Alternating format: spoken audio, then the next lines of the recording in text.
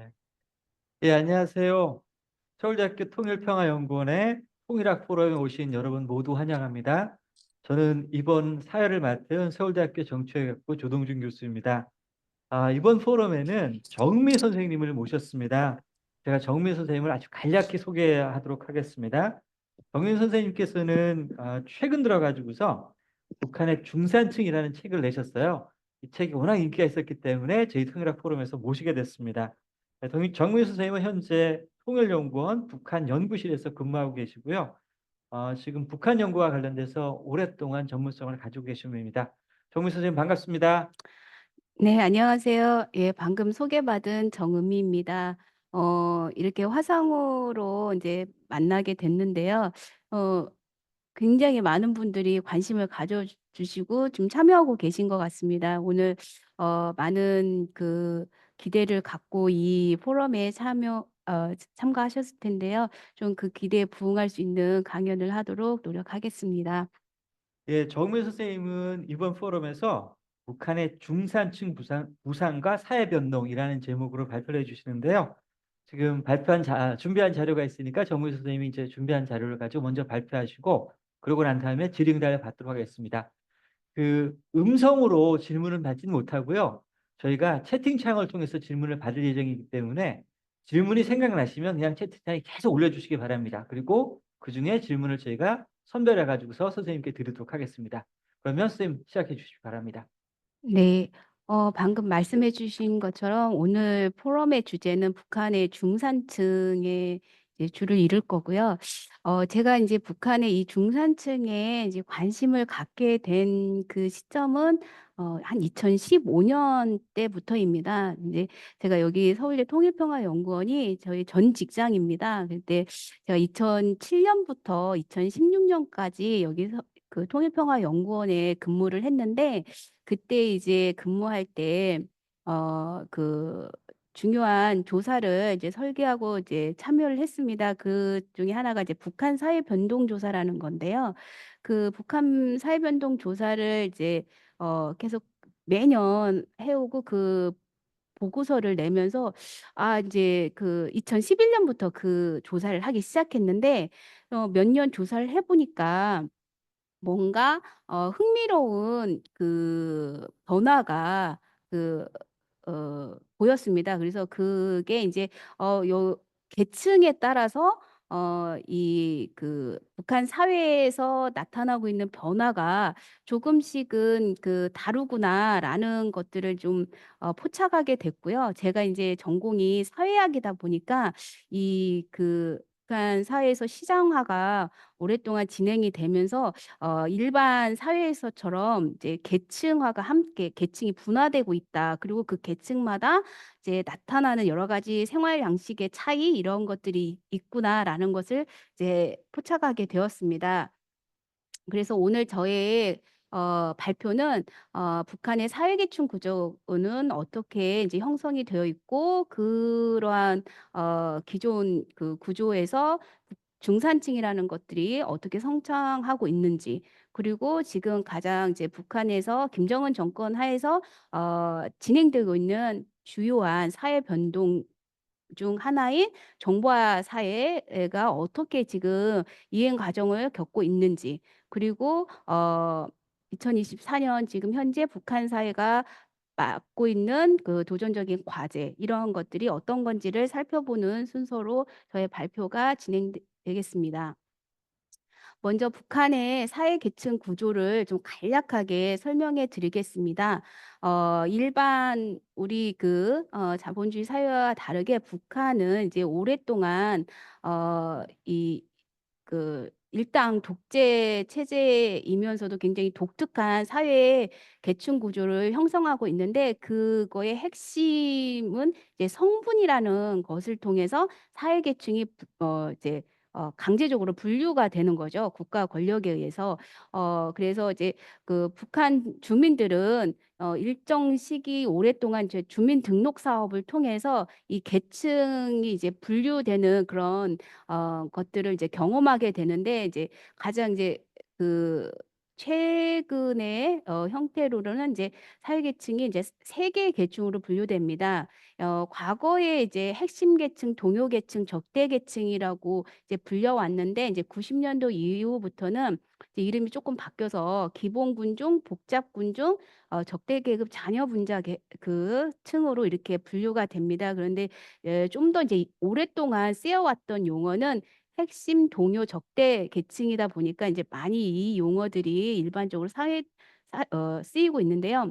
이제 그 분류 기준은 제가 말씀드렸던 것처럼 성분입니다. 이 성분은 이제 크게 출신 성분과 사회 성분으로 나뉘는데, 출신 성분은 자기 부모를 기준으로의 것이고, 사회 성분 본인의 기준입니다. 그래서 북한 주민들한테는 흔히 토대라고, "아 우리 집은 토대가 약해서", 뭐 "토대가 안 좋아서", 이런 말들을 많이 쓰고 있거든요. 그거에 이제 어떤 문헌적 용어가 이제 성분이라고 보시면 되겠습니다. 그래서 이제 핵심 계층, 동요 계층, 적대 계층에 어떠한 사회 구성원들이 포함되어 있는가는 이 표를 보면 이제 잘 나타나 있는데요. 흔히 핵심 계층이라고 하면은 북한의 지금 체제를 공고히 받쳐주고 있는 인구 집단이라고 보시면 되겠습니다. 그래서 이제 혁명가하고 그의 가족들, 유가족, 그다음에 영해 군인, 영해 전상자, 또 영웅 칭호를 받은 사람들, 공로자들, 뭐 제대 군인, 전사자 가족, 피살자 가족, 뭐 애국 희생 가족이라는 이제 이런 사람들이고, 그리고 기타라는 항목이 있는데 이 기타의 항목이 굉장히 광범위합니다. 어떻게 정의를 하고 있냐면, 당에 충실하고 핵심적 역할을 하며 계급적 토대와 가정주의 환경과 사회 정치 생활이 이렇게 모두 다, 그러니까 계급적 토대와 가정주의 환경, 사회 정치 생활이 모두 건실한 노동자, 농민, 군인, 지식인이 이제 기타에 해당이 됩니다. 그러니까 상당히 이제 많은 이제 건데, 보통 저희가 이제 추정하기로는 한 인구, 전체 인구의 한 30%가 핵심 계층이라고 보고 있고, 이 30%가 지금 김정은 정권을 이제 견고하게 지지하고 있다, 이렇게 보고 있습니다. 이제 특히 김정은 정권에 와서 이제 다양한 사회 정책들 속에 이제 특별 우대라는 원칙을 이렇게 공공연하게 드러내면서 이 특별 우대를 강화하는 정책들이 추진되었는데요.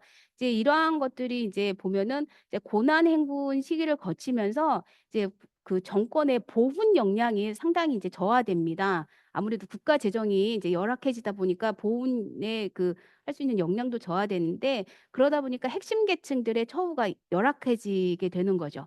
근데 그러한 사이에 이제 시장을 기반으로 상업적으로 성공한 인구 집단들이 이제 증대가 되면서 이제 전통적인 체제 충성 집단인 이 핵심 계층의 어떤 사회적 지위, 계층주의가 이제 위협을 받고, 또 상대적인 박탈감이 이제 증가하게 되는 거죠. 그래서 이제 핵심 계층의 이제 그러한 지위 하향으로 인해서 결속력이 약화가 되는데, 이거는 이제 정권의 불안정을 초래할 수는 있는 매우 이제 사회 위험 요소이기 때문에, 이런 것들을 이제 복원하는 정책의 하나로서 이제 인민 생활 향상이 이제 김정은 정권의 이제 모토인데, 이 인민 생활 향상이 상당히 불균등하게 이제 사실상 추진이 되는 거죠. 그래서 특별 우대 원칙을 내세워서 핵심 계층의 지위를 이제 좀 더 다시 복원시키는 이런 정책으로 이제 하게 되고, 그런 대표적인 게 2021년에 보면 사회보험 및 사회보장법이 제정이 됩니다.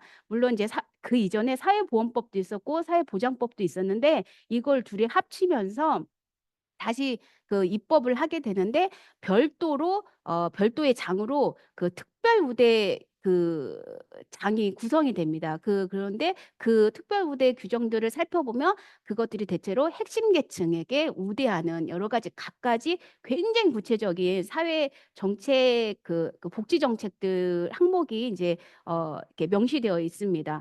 그리고 2015년에 개정된 산림집법도 보면은 핵심 계층에 우선적으로, 아까 지금 핵심 계층에 들어갔던 그 사람들한테 우선적으로 살림집을 배정한다라는 이제 항목들도 이렇게 포함이 되는 거죠.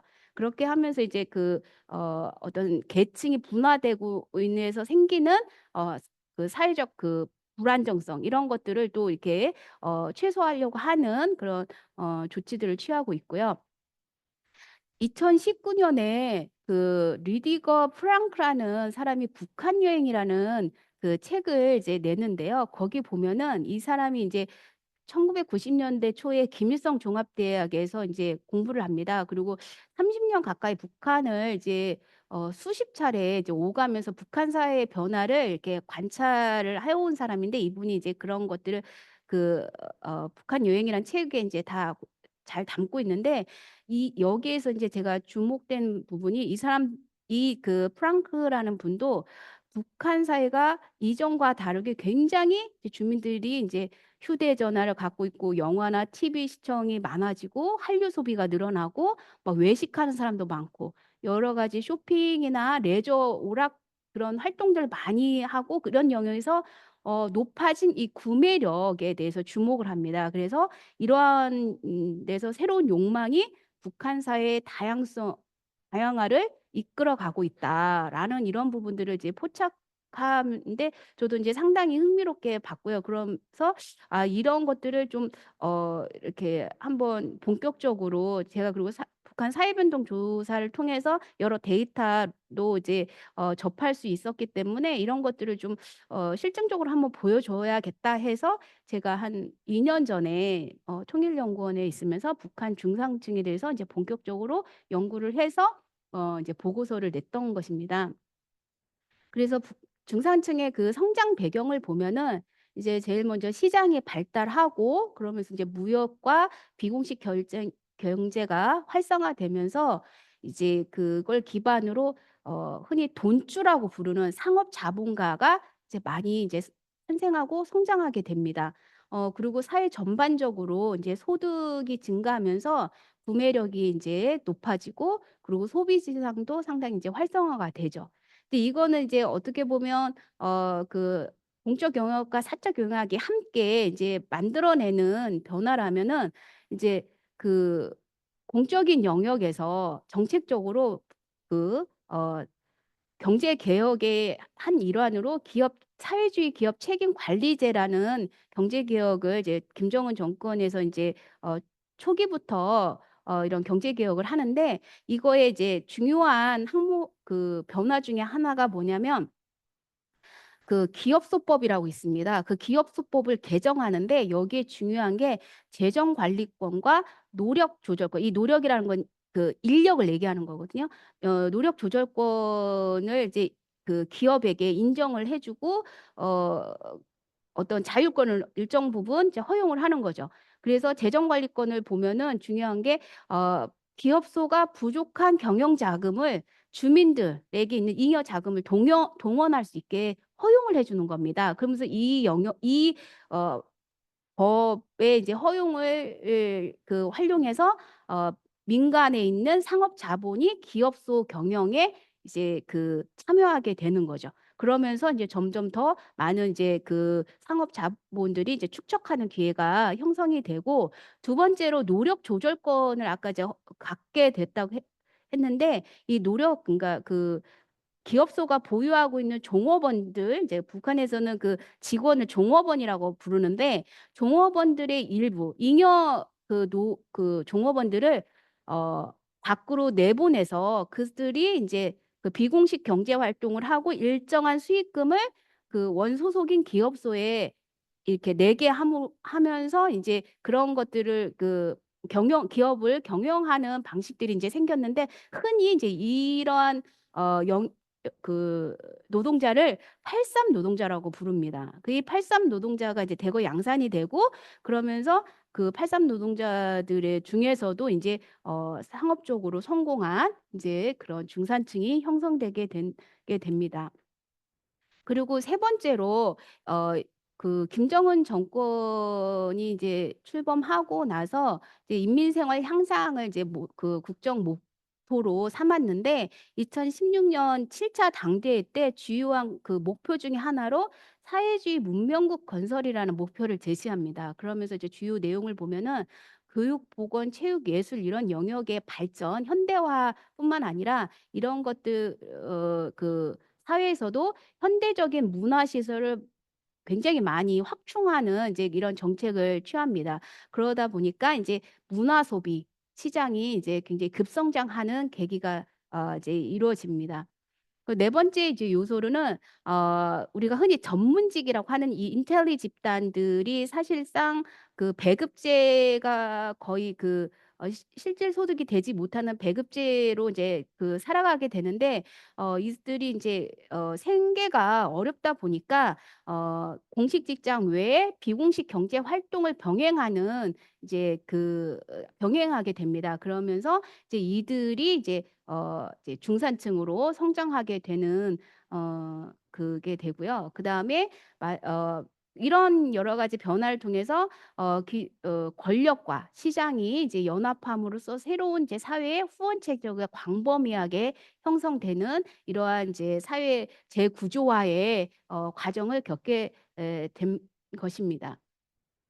네, 북한에 이제 중산층이란 용어가 완전히 새로운 용어는 아닙니다. 북한 문헌을 보면은 중산층이란 용어가 이제 자주 등장하는데, 그러니까 그래서 저는 이제 구중산층, 신중산층이라고 해서 이렇게 분리해서 정의를 하고 있는데, 그 북한에서 그 중산층이라고 하는 구중산층의 정의를 보면은 생산수단에 대한 사적 소유와 개인 노동에 기초하여 비교적 부유하게 생활하는 소상품 생산자와 그와 비슷한 경제적 처지에 있는 사회 계층이다라고 정의를 하고 있습니다. 그래서 이런 구중산층에 속하는 사람들은 과거 시기에 중농이었거나 도시 소시민이었거나 인텔리다라고 이제 정의를 하고 있는데, 이들이 이제 대부분 앞서서 제가 처음에 말씀드린 사회 계층에서 동요 계층, 복잡계 군중이라고 하는 그거에 이제 포함되어 있는 사람들입니다. 그래서 김일성이 이제 중산층에 대해서 많이 이제 얘기를 했는데, 중산층이란 어떤 생활을 하느냐. 이제 흔히 이제 김일성이 이제 꿈꿨던 그, 자신이 만들고자 하는 국가 사회 비전하고 이제 흔히 많이 동원되는 문구입니다. 이제 좋은 집에서 이 밥에 고깃국을 먹으며 살며 일상생활에 필요한 모든 것을 마음대로 사서 쓸 수 있게 되는 것. 이게 이제 중산층의 생활 양식이다. 60년대 이렇게 얘기했고, 이제 90년대까지 심지어 내가 내세우고 있는 사회주의 목표는 이 과거에 중산층의 생활 수준의 모든 인민들이 여기에 이르게 하는 게 나의 사회주의 목표다라고 얘기도 합니다. 그래서 흰쌀밥에 고깃국을 먹고 비단 옷을 입고 기와집에 살도록 하는 거. 이게 나의 목표다라고 이제 김일성은 얘기를 하는데요. 이게 이제 김정은의 지금 와서는 아까 말씀드린 사회주의 문명국이라는 용어로 이제 그 표현이 달라진 거라고 보면 되겠습니다.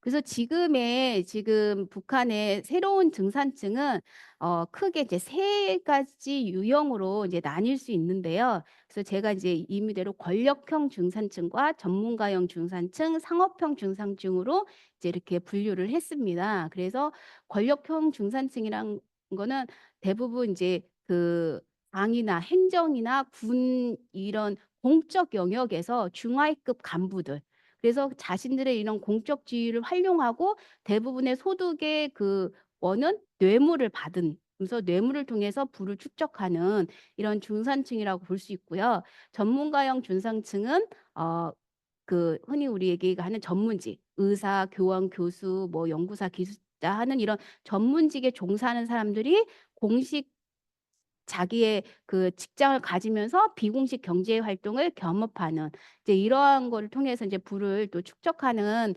그룹들이고요. 마지막으로 상업형 중산층은 이제 말 그대로 이제 장사, 사업을 통해서 부를 축적하는 인구 집단이라고 볼 수 있겠습니다. 그래서 이제 2008년에 이루어진 인구 센서스 조사에 보면은 북한의 인구 구성이 어떻게 되어 있는지가 이제 분류표가 있는데, 관리자들 맨 위에 있는 관리자들은 이제 권력형 중산층이 거기서 나오는 거고, 전문가, 기술자 및 준전문가에서는 이제 전문가형 중산층이 일부 이제 나오는 겁니다. 그리고 노란색 박스로 하고 있는 게 이제 대다수의 이제 일반 이제 주민들인데, 그러니까 육체직이나 서비스직, 사무직에 이제 종사하는 사람들 중에 이제 상업적으로 성공한, 그런 중산층들이 대거 이제 성장하게 되는 이런 인구 구성의 변화를 이제 겪게 됩니다.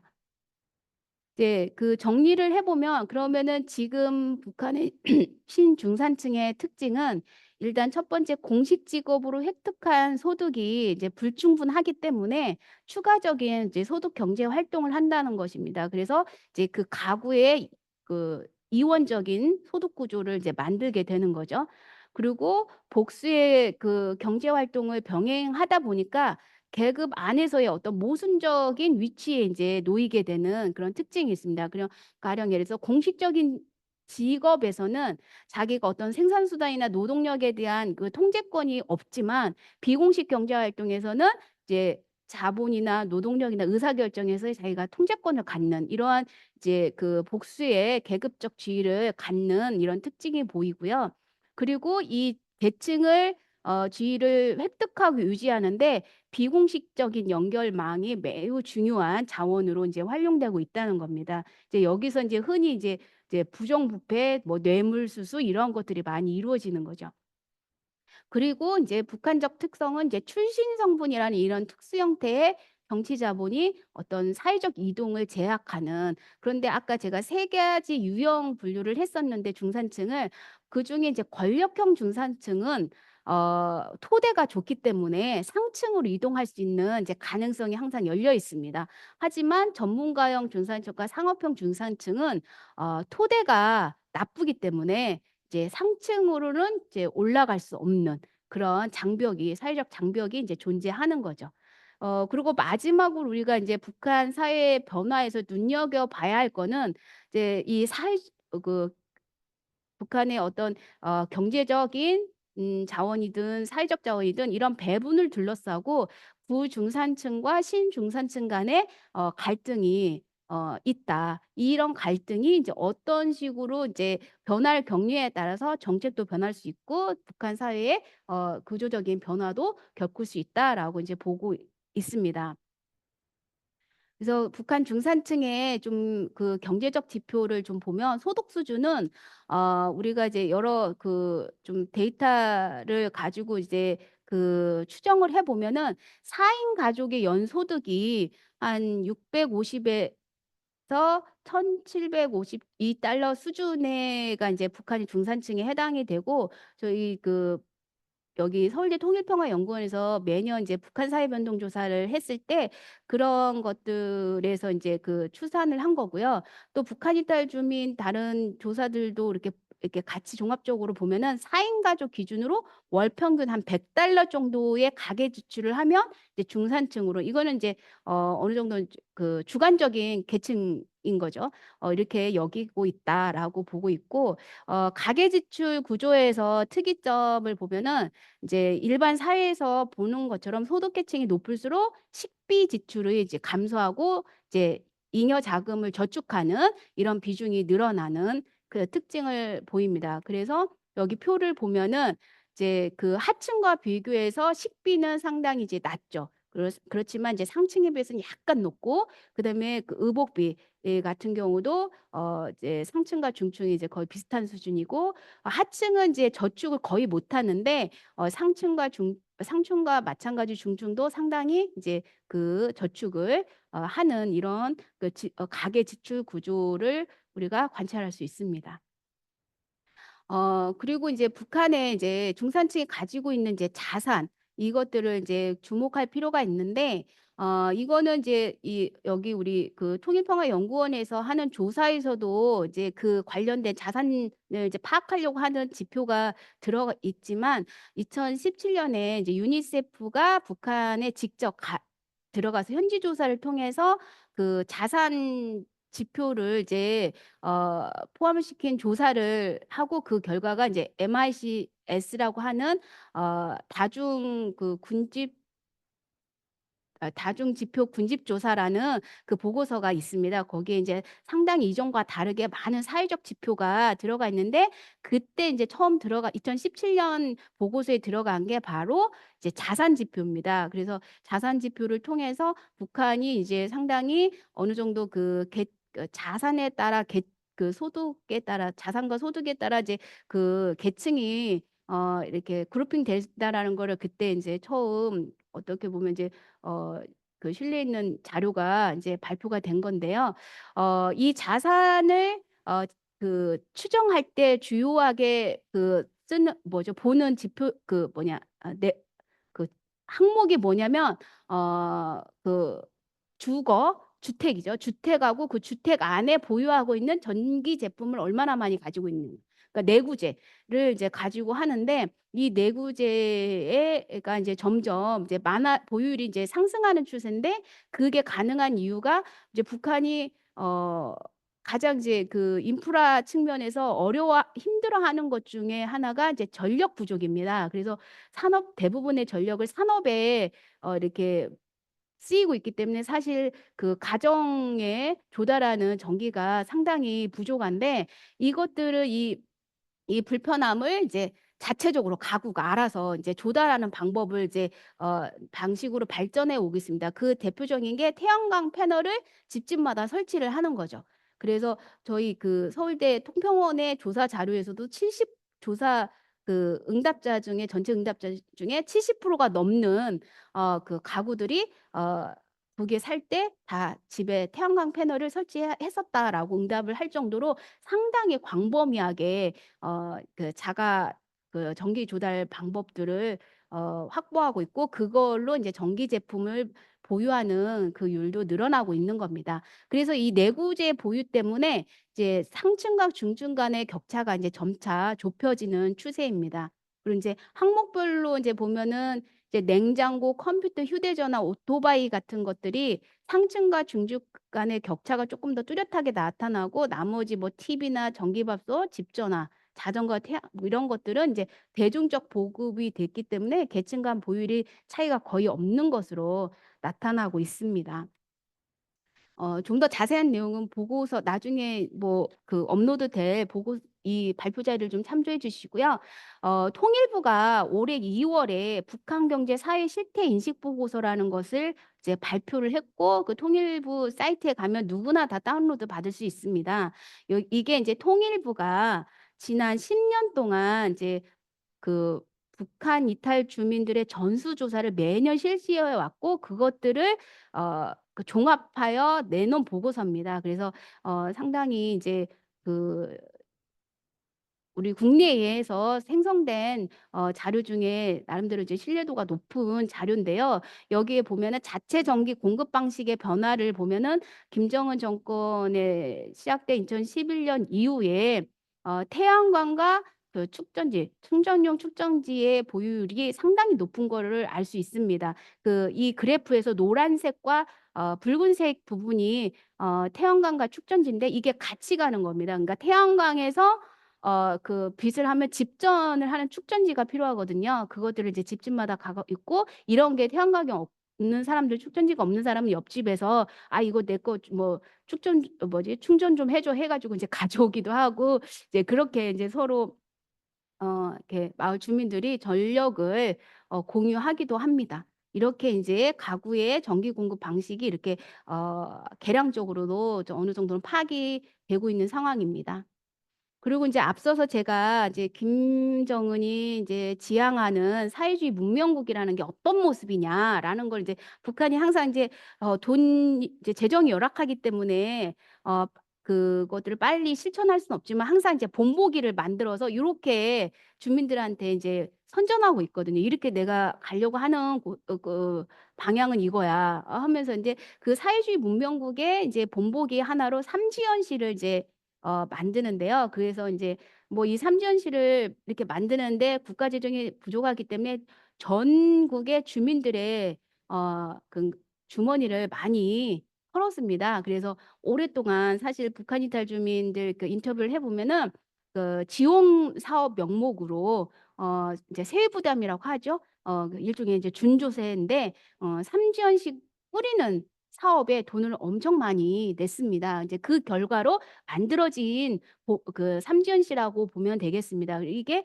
이제 이렇게 백두산 바로 가기 전에 이제 그 일종의 관광 특구 같은 걸로 이제 하는데, 이제 또 김정일에 태어났다고 해서 뭐 우상화 지역이기도 합니다. 그래서 김정은이 이제 자기 초창기 때부터 굉장히 이제 총력을 기울여서 만든 곳입니다. 그래서 삼지연시가 이렇게 보면 상당히 저기 어 김정은이 이제 스위스에서 유학을 했잖아요. 그래서 좀 그쪽 지역에 이게 전체적인 이게 풍경인데 상당히 저기 추운 지방에 사는 그런 데하고 외향은 비슷합니다. 그리고 여기에 주 원료 그 난방과 취사의 연료는 전기입니다. 전기로 해서 클린 에너지를 막 지향하고 있고 대부분은 북한 다른 지역은 도시는 석탄을 떼고 농촌은 땔감을 떼는 게 가장 그 연료 에너지의 비중이 큰데 여기는 삼지연시는 이제 전기로 모든 걸 하는 이러면서 전기가 안정적으로 공급이 되면 좋지만 안 돼서 상당히 불편함을 겪고 있다라고 얘기를 하고 있더라고요. 그래서 이렇게 해서 그러니까 도시의 그 외관만 이제 현대화하는 게 아니라 어떤 지방 공업도 좀 그 자동화를 통해서 하고 있고 그다음에 사람들이 레저도 즐기면서 살게 하는 이런 것들을 이제 꿈꾸게 이제 이렇게 본보기를 만들어 놨죠. 좀 더 구체적으로 중산층의 생활 양식을 좀 들여보면요. 이제 먼저 의식주를 보겠습니다. 의식주 생활에서 이제 새로운 기호와 취향이 이제 나타나기 시작하는데 이제 식생활 부분에서는 끼니를 때운다라는 그 개념을 이제 넘어서서 중산층 정도는 이제 기호가 이제 다양해지는 거죠. 그래서 쌀밥을 먹느냐 안 먹느냐가 중요한 게 아니고 인제 중산층 정도 되면은 어떤 쌀 맛이 좋은 쌀들이 인제 어떤 쌀이냐를 인제 구별해서 인제 그런 시장에서 어디 쌀이 맛있으니까 이제 뭐 숙전쌀이다 그러면은 뭐 숙전쌀 뭐 이런 거 쪼끔 비싸더라도 그런 쌀을 먹고 그다음에 뭐 바로 도정해서 먹는 쌀을 먹는다든가 이런 식으로 인제 쌀 맛의 기호가 생기기 시작했고요. 그다음에 이제 재밌는 거가 이제 그 중산층이 오르면 이제 밀가루 소비도 많아지는데 이거는 이제 정부 정책하고도 맞물려 가고 있습니다. 이게 굉장히 중요한 이제 변화 중에 하나인데요. 북한이 2021 년에 이제 그때가 코로나 생기고 한 1년 정도잖아요. 근데 상당히 사실은 심각한 식량 부족에 처하게 됩니다. 그래서 김정은이 공식적으로 지금 "식량 부족이 굉장히 힘들다. 식량 상태가 어렵다."라고 인정도 했어요. 그리고 제2의 고난 행군을 겪을 각오로 간부들이 살아야 한다라고 이제 얘기도 한 시점이 이제 2020 년에 2021년 그 상황인데 사실 제가 오늘 여기 자료에는 안 넣었지만 그 WFP라고 이제 세계 식량 기금이라고 유엔 그 기구인데 북한에 상주하는 기구 중 하나죠. 거기가 이제 가장 마지막에 북한을 나왔습니다. 북한에서 철수를 했는데 북한에서 철수를 하기 직전에 그 식량 상태를 그걸 조사를 샘플 조사를 해요. 그거를 이제 했는데 어 배급을 주지 못할 정도로 상당히 식량 부족에 그 당시에 심각한 식량 부족을 겪습니다. 그러면서 이제 대대적으로 북한 김정은이 2021 년에 갑자기 곡물의 생산 구조를 변화하는 그 결정을 합니다. 그러니까 북한 하면은 주요한 주식 작물이 쌀과 옥수수거든요. 근데 그중에 옥수수의 그 재배를 줄이고 대신 쌀과 밀가루 밀 생산으로 간다. 이 정책을 이제 바꿉니다. 그러면서 이 작물만 바꾸는 게 아니라 이제 생산되는 밀가루를 가지고 이제 어떻게 주식 소비의 행태를 바꿀 것인가를 이제 모색을 하죠. 그래서 밀가루 소비 촉진을 하기 위해서 이제 다양한 그런 정책들도 같이 인제 동반하는 지금 그런 과정이 계속 지금도 이루어지고 있고요. 이제 두 번째로 이제 그 식생활에서 변화는 어 그 북한이 이제 추운 지방이잖아요. 그렇기 때문에 이 부식물의 생산과 공급이 상당히 제한되어 있습니다. 그리고 북한이 항상 그 주민들의 그 영양 상태를 보면은 이 탄수화물 소비가 너무 많고 그다음에 이제 나머지 그런 부식물 섭취가 적다 보니까 좀 주식 위주의 그 식단 구성이 되는데 이거를 이제 탈피하려면 부식을 공급을 늘려야 하고 그걸 다양화해야 하는데 그러려면 그런 시설들을 사계절 그런 것들을 공급할 수 있는 시설이 필요하 하게 되죠. 그래서 이제 김정은이 이제 대규모 온실 농장을 건설하는 정책들을 같이 이제 병행을 합니다. 이제 보면은요. 아까 말씀드린 전국 밀가루 음식 전시회를 매년 이제 이렇게 개최하면서 이런 밀가루로 다양한 음식들을 만들고 뭐 심지어 이게 이제 대중화 시키기 위한 전시회를 이제 그 하는 건데 여기에 스파게티 뭐 이런 것들이 이제 등장을 합니다. 그래 이런 전시회를 해서 이제 그 밀가루 소비 촉진을 하고 있고요. 그다음에 제가 말씀드린 그 온실 농장, 이 온실 농장이 어느 정도 수준이나 이면 농장이잖아, 이름. 농장이라는 이름이 붙어 있잖아. 이 농장이라는 거는 리 단위의 그러니까 북한의 협동 농장이 있지 않습니까? 그 협동 농장이 보통 리 단위인데 무슨 리 할 때 리 단위인데 그 한 마을 전체가 온실인 겁니다. 이렇게 온실을 그 전체 화면을 보면 어마어마한데요. 이 온실 농장을 매년 하나씩 만드는 겁니다. 그 도에 하나씩. 그래서 처음에 중평 온실 농장에서 함경북도에 먼저 했고 그다음에 함경남도의 연포 온실 농장 그리고 최근에 올해는 평양의 강동 온실 농장을 이제 만들어서 이렇게 부식물을 사계절 공급하고 또 도시 주민의 식생활을 개선하고 농업을 현대화하는 이런 목적으로 이제 어 이러한 온실 농장들을 이제 매년 한 도에 하나씩 만들겠다라고 이제 추진하고 있습니다. 이게 저희가 알기로는 어 아이고 죄송합니다. 아유 어떻게 해야지? 이거 뒤로가 이거군요. 예, 죄송합니다. 예. 이게 이제 그 보통 그 비닐동이 한 농장에 수백 동이 있거든요. 근데 수백 동이 저희가 알기로는 전체가 다 가동되지는 못하고 이렇게 그 자원이나 이런 것들이 그 연료나 이런 게 부족해 가지고 부분적으로 운영이 되고 있는 걸로 알고 있습니다. 두 번째로 인제 그 의생활과 주생활을 보면요. 이제 의생활에 인제 새로운 기준이 이제 개성, 차별화 이런 그리고 유행 이런 것들이 인제 등장하는데 어떤 이런 사람들이 휴대전화 같은 것들이 보급이 많이 되다 보니까 이제 패션이나 뷰티에 관련 정보의 유통도 상당히 많이 증가를 하게 됩니다. 그리고 인제 중요하게는 한류 콘텐츠가 인제 소비 이런 의생활의 소비 중거점으로 작용을 하는데 이게 인제 너무 심각하다 보니까 이제 사회주의 생활 양식을 위협할 정도이고 그래서 인제 김정은 정권의 최근 한 2021 년부터 상당히 이제 관련된 그 사회 통제를 하기 위한 법들을 많이 그 만듭니다. 그래서 이 사회 교 아 예를 들어서 인제 청년 교양보장법인데 이 글자가 바뀌었네요.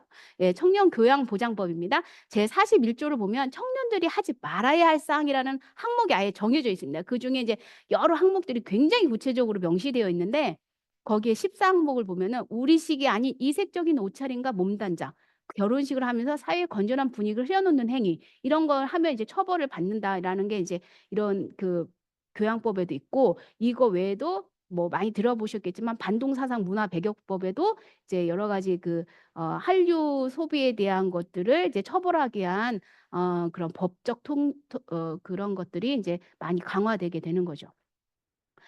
그리고 주생활에서도 보면은 이제 고급화를 이제 지향하는 그런 그 변화들이 있고 그다음에 주택의 어떤 자선적 가치가 상승하면서 이제 다가구 소유를 하는 그 인구들도 인제 등장을 하게 됩니다. 그러니까 주거와 이제 경제 활동 공간이 이제 분리되는 인제 이러한 그럼으로써 이제 가구를 집을 여러 채 갖고 있는 이제 이런 사람들도 인제 생기게 되는 겁니다.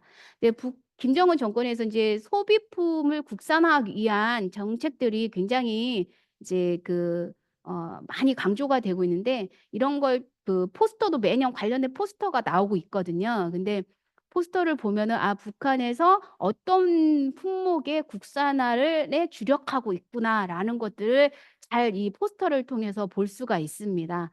그래서 그 그냥 뭐 전문가가 아닌 분들은 '아유 다 비슷하구나 포스터가.' 하지만 저희 같은 전문가들이 볼 때에는 이제 그 매년 여기에 포함되어 있는 그 물품들 있잖아요. 그런 것들을 보면은 아 북한이 지금 이 여기에 포함되어 있는 것들을 통해서 소비 정책이라든지 그 주력 그 상품 생산 상품이라든지 이런 것들을 저희가 인제 알 수 있습니다. 그리고 여기 모델이 이렇게 들고 있는 것들이 있잖아요. 그 들고 있는 것들이 인제 그 해에 이제 그 뭐죠? 이게 최우수 상품 이런 걸로 지정된 그런 상을 받은 것들입니다. 그리고 2023 년에 그 보면은 그 분홍 옷이 이렇게 있는데요. 2023년 1 월에 나온 포스터를 보시면은 그 옷이 있는데 그 옷이 교복입니다. 그러니까 북한이 2023 년에 이제 신년사에 항상 국정 에 대한 한 해 그 뭐지 계획을 발표하잖아요. 그중에 제일 중요한 항목 중에 하나가 국가가 이제 교복을 이제 완전 그 뭐죠? 완전히 바뀐 교복을 다시 다 공급을 했거든요. 그래서 그때 인제 어 바뀌었던 그 교복들입니다. 그래서 분홍색 원피스랑 그 옆에 있는 건 중학생 그 교복입니다. 그래서 그러한 정책들이 사실 이 포스터에 다 들어가 있습니다. 그리고 그 앞에 있는 그 책가방 있잖아요. 책가방 소나무 책가방이라고 하는 건데 그 책가방도 같이 교복이랑 전 학생들에게 무료로 다 나눠 주고 그게 이제 북한의 후세대를 양성하는 김정은이 수령의 그 어버이 수령이라는 그 리더십들을 만들어가는 그 과정에서 우선적으로 그 학생들에 대한 그 정책, 교육 정책에 이제 집중 재정을 투입하는 이러한 것들이 인제 같이 사실은 맞물려 있는 것입니다.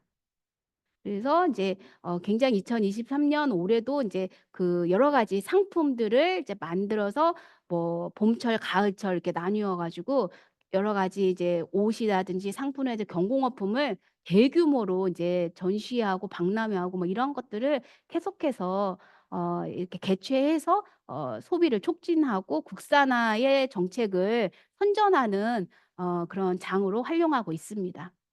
그리고 이 국산 제품을 또 선전하면서 소비를 촉진하고 있는 려는 그 하나의 수단으로서 광고를 많이 활용하고 있습니다. 그래서 이렇게 뭐 대동강 맥주 마시고 있는 거는 방송 프로그램 사이사이에 이런 광고를 넣는다든가 여러 가지 카탈로그 만든다든지 그다음에 옥외 광고 뭐 이런 것들 그리고 마지막에 뭐 자각록이라고 하는 거는 저거는 그 모바일 플랫폼입니다. 이 모바일 플랫폼 만들어 가지고 인제 이런 것들 소비를 계속 촉진하고 있습니다. 그리고 인제 그 두 번째로 눈여겨봐야 할 거는 중산층의 생활 양식 중에 이제 교육과 건강입니다. 거의 우리도 마찬가지지만 중산층이 이제 상층으로 끊임없이 가고자 하는 이제 어떤 계층 상승의 사다리가 교육이기 때문에 다른 계층에 비해 교육에 굉장히 많이 신경을 쓰고 있는데요. 그래서 인제 근데 이제 북한이 어쨌든 정책적으로는 무상교육, 무료 치료 이런 거를 추구하고 있지만 이런 공공 사회적 서비스의 수준이라는 게 질적 수준이라는 게 상당히 낮고 굉장히 특수계층의 특권계층에만 이제 그 자원이 집중되어 있기 때문에 이제 사적인 영역에서 많이 인제 그 사람들이 사적 시장에 의존을 하고 있는데 가령 이제 중산층 같은 경우는 이제 사교육 시장 그러니까 사교육의 이제 경험이 이제 많아지고 그리고 특히 이제 북한의 수재들이 북한의 전역에 이제 제1 중학교라는 게 이제 있고 거기는 이제 각 지역의 수재들이 모이는데 그 제1 중학교 우리로 치면 특목고죠. 거기에 이제 진학을 하기 위해서 사교육을 하고 또 그 특목고 그 제1 중학교에서 점수가 낮으면 막 강제 전학도 시키거든요. 그래서 그 제1 중학교에 계속 다니려면 또 사교육을 계속 받고 근데 이제 북한에서는 현역 교사가 밤에 아이들을 불러서 좀 가르쳐 주고 그리고 이제 부모들한테 사례비를 받는 게 이제 사실상 이제 거의 암묵적으로 이루어지고 있기 때문에 이제 그런 속에서 인제 사교육 시장이 계속해서 인제 성장하고 있는 거죠. 그리고 인제 또 그 공공의료 서비스가 낮기 때문에 인제 알아서 건강 관리를 하고 있는데 이제 가령 예를 들어서 인제 그 비타민 같은 그런 건강기능식품을 소비가 북한에서도 이제 증가하고 있습니다. 그리고 이제 신세대 부모 같은 경우는 자녀들에게 이제 백신 같은 거를 알아서 이제 돈 주고 접종을 하는 이제 이런 것도 많아지고 있고, 또 북에서 이제 나름대로 많이 지금 그 개척하고 있는 시장이 이제 이 모바일 디지털 상품 시장이거든요. 근데 이런 거에 주 소비 계층이 바로 이제 중산층인 거죠. 그러니까 김정은 정책의 정보화 정책과 중산층의 어떤 소비 욕구가 이제 결합이 돼서 이제 이러한 디지털 콘텐츠가, 그러니까 교육과 건강 관련된 디지털 콘텐츠가 굉장히 많이 개발되고 있습니다. 예. 그리고 이제 세 번째로 봐야 하는 것 중에 이제 중요한 것 중에 하나가 이제 여가 오락이 이제 많이 그런 생활들에 대한 소비가 증가하고 있다는 것입니다. 이제 북한은 해외 여행이 특수계층을 빼놓고는 다 금지되어 있기 때문에 사람들이 이제 관광이나 여행에 대한 소비 욕구는 굉장히 높습니다. 근데 이제 인프라가 워낙 부족하기 때문에 성장이 이제 굉장히 더디게 되고 있는데, 이제 좀 돈을 좀 그 경제적인 사정이 좋은 사람들은 이러한 것들을 이제 많이 관심을 갖고 있고, 그런 것들을 또 충족하기 위한 어떤 국가에서 국가 자본이 투입된 여가 문화 시설들이 상당히 이제 많이 확충되고 있는 추세인 거죠. 뭐 마식령 스키장이라든지 이런 게 해외뿐만 아니라 국내에 그 뭐죠? 좀 여유로운 사람들도 많이 가고요. 그다음에 뭐 여러 가지 승마, 그다음에 그 온천도 최근에 어 생겼잖아요. 양덕에. 그런 것들도 다 그런 어느 정도는 국내에 수요가 일정하게 있고, 그들에게 인제 그런 어 그 욕구를 이제 충족할 수 있는 역할을 이제 하고 있습니다. 어 다음으로 제가 눈여겨봐야 하는 북한의 이제 주요한 사회 변동 중에 하나가 바로 이 정보 사회로의 인제 그 이동인데요. 북한이 이제 에서도 어떤 그 이동통신 보급이 인제 상당히 인터넷과 이동통신 보급을 위한 그 인프라라든지 그런 대중화가 계속해서 인제 꾸준히 진행되고 있었는데요. 광명망이라고 부르는 이제 컴퓨터, 국가 컴퓨터, 그 흔히 이제 국가망이라고 부르는데, 이런 것들이 인제 어쨌든 이제 2000년 이후에 이제 그 대중화 시대가 열렸고, 그다음에 이제 그 이보다도 더 이제 빠르게 보급된 거는 이제 휴대전화입니다. 그게 이제 그 앞서 제가 말씀드린 유니세프 2017년 자료를 보면은 거기에 평양 92%의 가구가 이미 이제 휴대전화를 다 갖고 있고, 전국적으로는 69%가 휴대전화를 가지고 있는 것으로 나타나고 있고요. 그다음에 여러 그 뭐 UR 소셜이라 글로벌 디지털 리포트라는 이런 데서 한 거 보면 북한 이동통신 가입자가 이제 524만 명 정도 추정한다. 어떤 곳은 어떤 보고서는 600만 명이 이상이다. 뭐 여러 이제 추정치가 나오고 있습니다. 이러한 것 이런 것들을 뒷받침해 주는 거에 보면은 북한의 이제 정책적으로 김정은이 이제 정권이 출범하면서 초기부터 전민과학기술 인재화라는 정책을 추진을 합니다. 이게 이제 과학기술 전당이라는 것을 거점으로 전국의 모든 그 기관, 학교 이런 공공시설들이 어떤 공공 네트워크를 이제 다 이제 구축을 하는 거죠. 그래서 이제 이걸 통해서 정보기술 교육도 강화하고 원격 교육을 통해서 새로운 지식 경제 에 필요한 인재들, 노동자들을 이제 육성하는 정책입니다. 이제 그걸 통해 이런 정책이 추진되다 보니까 사회적으로 그런 이런 ICT의 인프라들도 같이 이제 따라가면서 이제 그 광범위하게 보급이 되는 고 있습니다.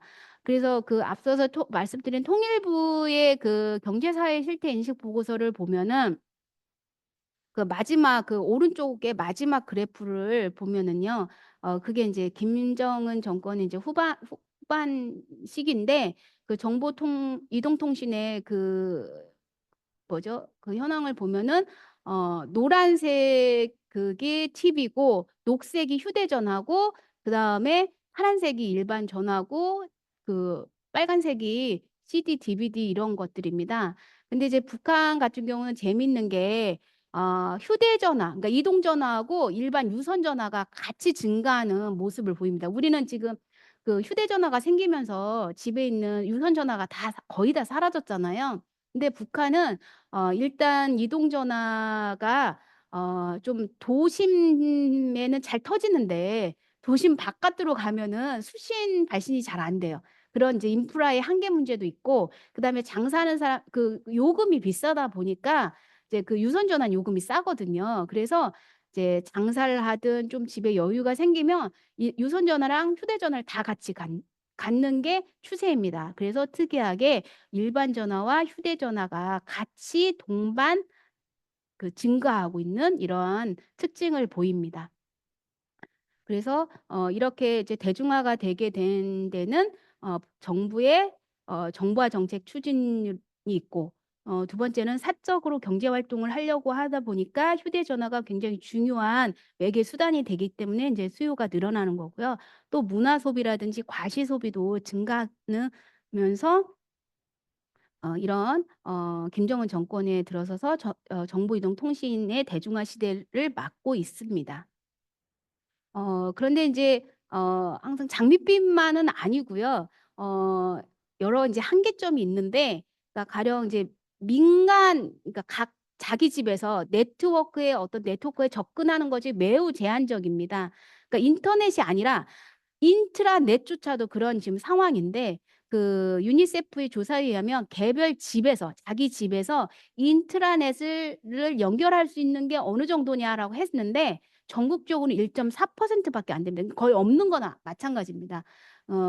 그리고 평양에서조차도 5.2% 밖에 안 됩니다. 이런 민간의 인트라넷 이용이 저조한 이유는 첫 번째로 인트라넷이 공공기관 위주로 지금 구축이 되어 있는 상황이고요. 그리고 민간이 설치를 하려면 인가와 그 전자인증 이런 걸 해야 하는데 이게 굉장히 복잡한 행정 절차가 있습니다. 근데 이제 북한 주민들이 다 아시다시피 감시 사회이기 때문에 이런 복잡한 행정 절차까지 하면서 자기 집에 인트라넷 케이블을 달고 싶어 하는 사람이 별로 없습니다. 그리고 그 설치 비용도 상당히 비싸고, 제가 알아보니까 인터뷰 통해서 이걸 직접 해본 사람을 해 보니까 한 $2,000가 들어갔다고 하더라고요. 근데 이 사람은 이제 자기가 특수 직업이 있기 때문에 이제 했는데 이제 상당히 비싸고요. 그거에 또 이제 이렇게 비싸게 이제 해서 자기 집에 이제 그 컴퓨터에 이제 인트라넷 그것이 가능하도록 했어도 활용할 가치가 사실 별로 없는 거예요, 그 범위가. 그러니까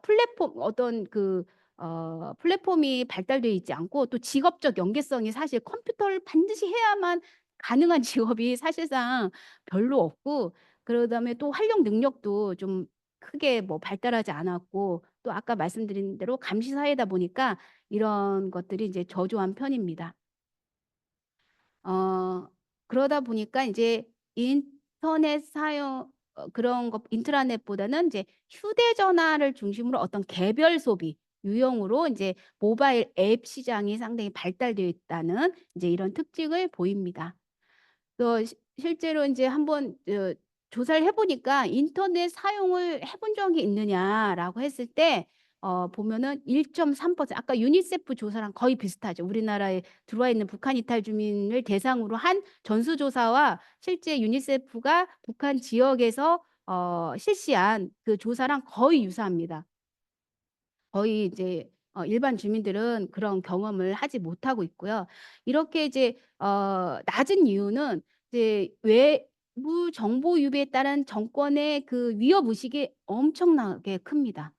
그래서 어떤 인터넷에 대한 대중적 접근을 굉장히 장기간 허용하지 않을 것으로 보이고, 이제 지금도 반동사상 문화 배격법이라는 게 있지 않습니까? 이게 인제 중요하게는 어떤 적국에 있는 그런 문화 콘텐츠들을 들이 내부적으로 들여와서 유통시키는 게 굉장히 이제 법이 뭐 사형까지도 있거든요. 그래서 이러한 것들을 통해서 계속 억압하고 있고, 그러다 보니까 이제 결과적으로는 인트라넷으로 주도로 이제 정보 네트워크를 구축하고 있는 상황인데, 그러다 보니까 정보 사회로의 이행이 상당히 이제 불균형하고 불안전한 형태로 지금 이루어지고 있는 상황입니다. 네. 어, 이제 그럼에도 불구하고 북한이 이 모바일을 잘 활용하면은 상당 부분 이제 여러 이점이 있다라는 거는 분명히 잘 알고 있습니다. 그래서 이제 그 초기에는 어떤 그 국가망 기반의 프로그램들에 이제 집중 개발을 했는데 최근에는 이제 모바일을 기반으로 한, 그러니까 휴대전화를 기반으로 한 프로그램 개발에 이제 더 활발하게 진행을 하고 있는데 이제 국가망 기반 서비스는 대체로 공공정책 관련 정보 제공에 이제 주력하고 있고 이제 모바일 기반 서비스는 주로 생활 정보라든지 교육, 학습, 오락 등 어떤 개인의 일상생활에 필요로 하는 정보 제공에 이제 집중하고 있습니다. 그래서 좀 이렇게 약간 특징이 좀 보이고요. 이제 이 민간의 정보 통신 이용이 급증하다 보니까 이게 어느 정도로 이제 이 국가 재정 수입에 영향을 상당히 주기 때문에 2022년에 갑자기 예산 수입을 이제 북한에서도 매년 이제 발표를 하는데 예산 수입에 직금 수입이라는 것들이 이제 항목이 등장을 했는데요. 이게 이제 물론 뭐 정보통신 이용 요금이 직금 수입이라는 게 아니라 이제 여기 한 항목인 거죠. 그러니까 다양한 이런 공적 서비스를 제공하고 그것들을 통해서 어떤 이용료나 사용료를 받아내는데 그것들이 국가 예산 수입의 직금 수입이라는 항목으로 들어옵니다. 그게 이제 어느 정도 규모인지는 모르겠지만 전년 대비 6.8%가 아니 6.8배가 증가했다. 이 6.8배라는 게 600%가 넘는 거잖아요. 그러니까 엄청난 규모 근 거죠. 그리고 이제 그 2021년에 정부 중앙 그 부처가 하나 신설이 됐는데 그게 정보산업성입니다. 그러니까 과거에 그 최진성 우리로 치면 그 뭐죠? 우정사업본부 같은 거죠. 그 최진성과 국가정보화국, 전자공업국이 이렇게 따로따로 이렇게 각 관할하는 업무들이 있었는데 이게 통합이 됩니다. 그래서 정보산업성이 신설이 됐는데 이게 제가 보기로는 중앙 그 부처 기관 중에서는 물자와 자본 동원력이 가장 큰 것 같아요. 왜 그러냐면 어 어떻게 이제 제가 그걸 알 수 있냐면 북한에 이제 대규모 수해가 벌어지잖아요. 그러면은 제일 먼저 중앙 부처 중에 어디에 물자 그 수해 지역에 물자를 보내줬다. 뭐 우리 여러 가지 필요한 그 복구 물 그런 것들을 됐다 이제 보내줬다 하는 거에 제일 먼저 등장하는 곳이 정보산업성입니다. 상당히 이제 이 정보산업성이 알짜 그 정부 기관인 것 같고 초기에 그 장관이 지금도 계속해서 장관을 하고 있습니다.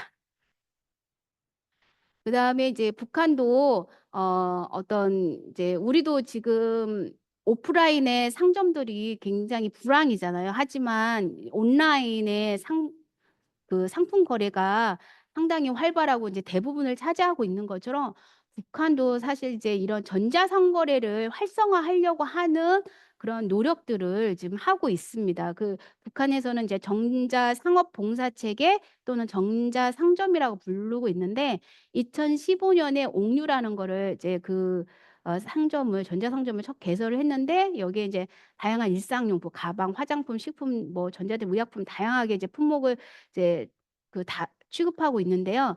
이제 PC 외에도 휴대전화로 접속이 가능하도록 그렇게 구축을 하고 있습니다. 그래서 지금 2021년에 그 코트라가 북한의 전자상거래라는 그런 그 리포트를 냈는데 거기에 보면은 북한 자체망에서 개설된 온라인 쇼핑몰이 22개다라고 이제 그렇게 한 게 있고 이제 유명한 거는 만물상, 옥류, 뭐 음파산, 내나라, 앞날 이런 것들이 있습니다. 어 근데 이게 잘 활성화가 될 수 없는 게 일단은 그 네트워크가 구축이 이제 굉장히 제한적이고요. 또 이게 가능하려면 결제나 물류 시스템이 같이 이렇게 따라와 줘야 거든요. 근데 이제 북한이 이제 그게 부족하다, 그게 미비하다 보니까 전자상거래가 정책적으로는 그쪽으로 활성화시키고 있지만 그 이용하는 데는 상당히 제한적이다라는 그런 제한적인 현실입니다. 그러니까 또 중요하게는 우리도 이제 모바일에서 상품을 이제 구매할 때 반드시 거기서 이제 결제를 하잖아요. 근데 북한에서도 이제 이런 전자결제를 이제 대중화하기 위해서 일찍부터 이제 노력을 했고 자체적으로 그런 결제 시스템을 또 만들었고 이 시스템 했는데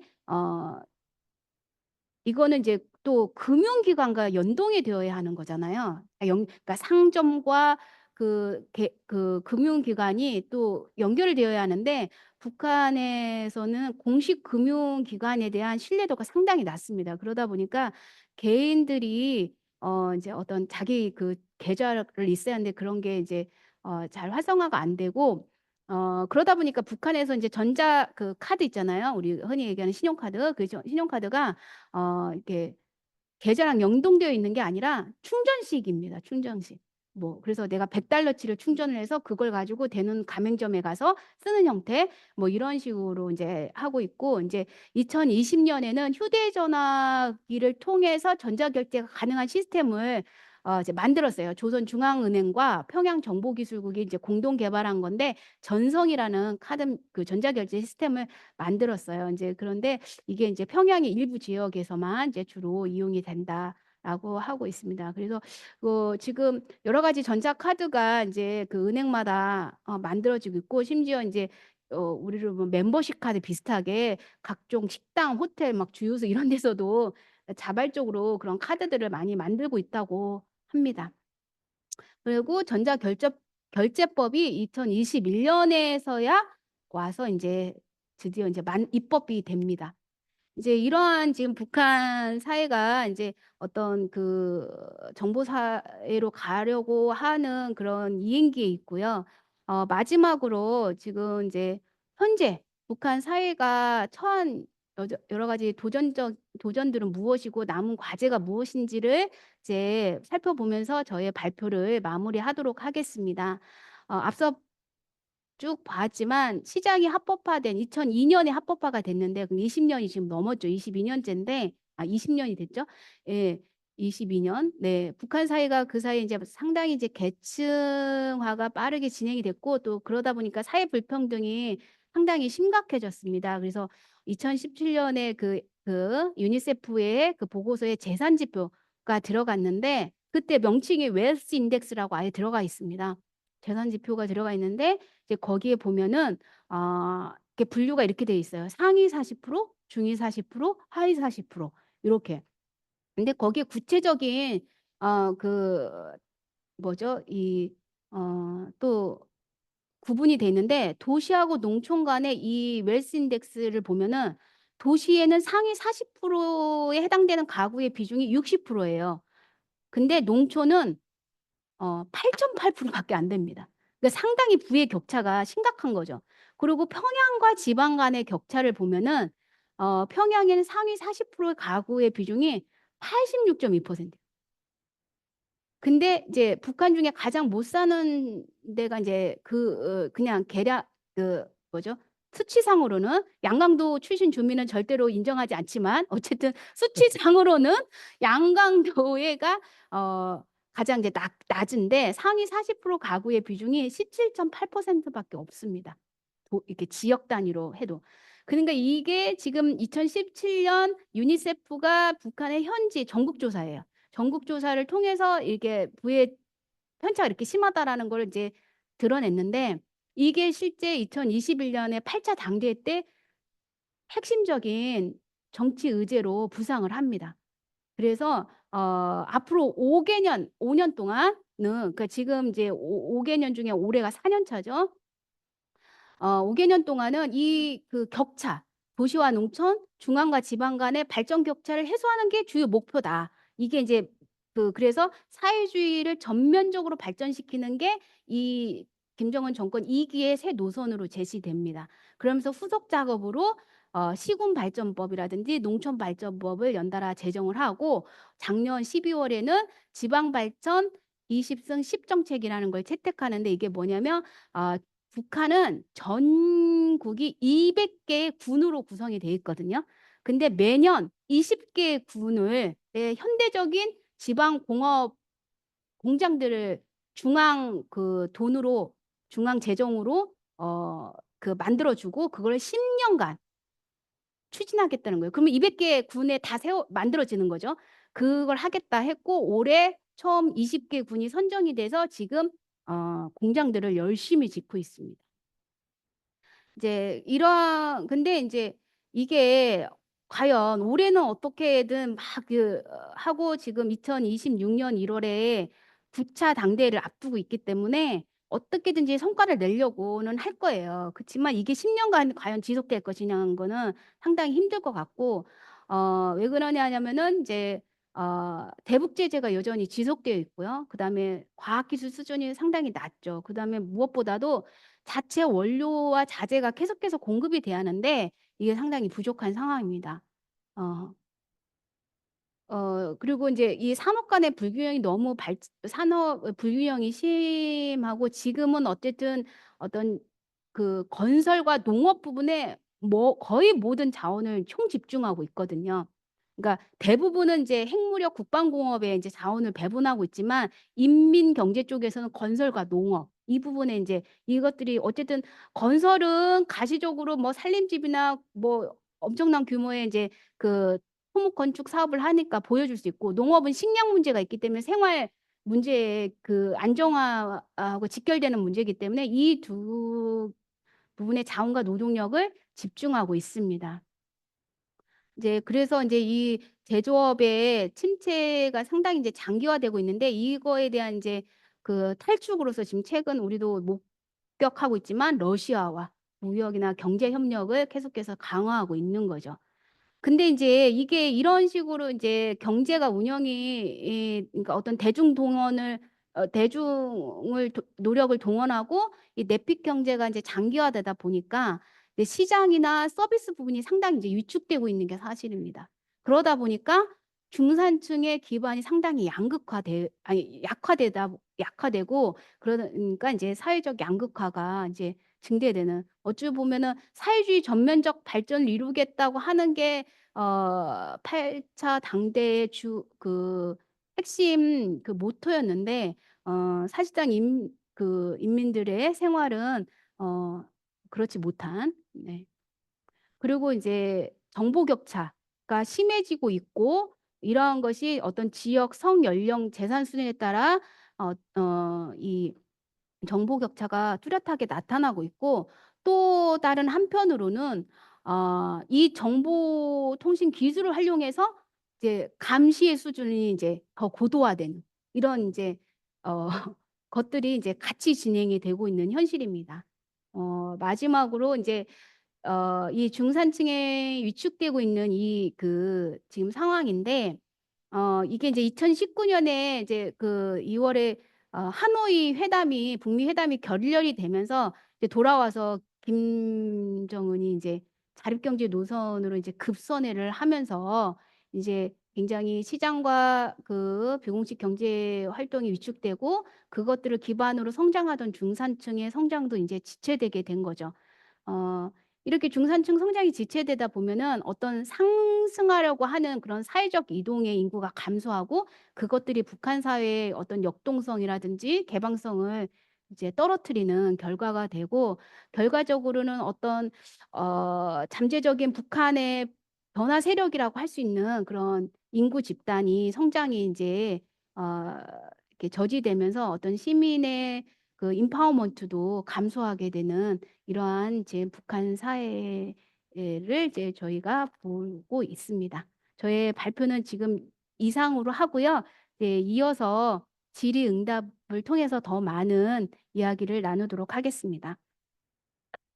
예, 정우희 선생님 감사합니다. 북한의 변화에 대해서 많은 부분들을 저희가 이해할 수 있는 자료들을 제공해 주셔서 감사합니다.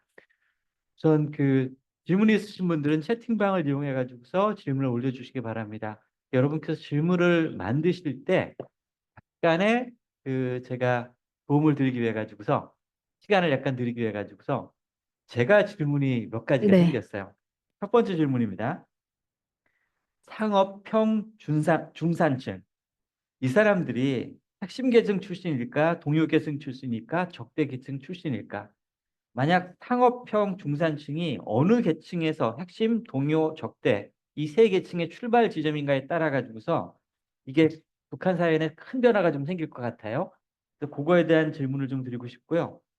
그다음에 두 번째 큰 질문은 지금 우리가 이제 사회 정의 측면에서 봤을 때 격차가 늘어나는 것에 대한 불만도 크지만 큰 것 중에 하나가 사회 경제적으로 가장 약한 사람들이 이 지위가 어떻게 올라가는가 낮아지는가. 그것도 되게 중요한 요소거든요.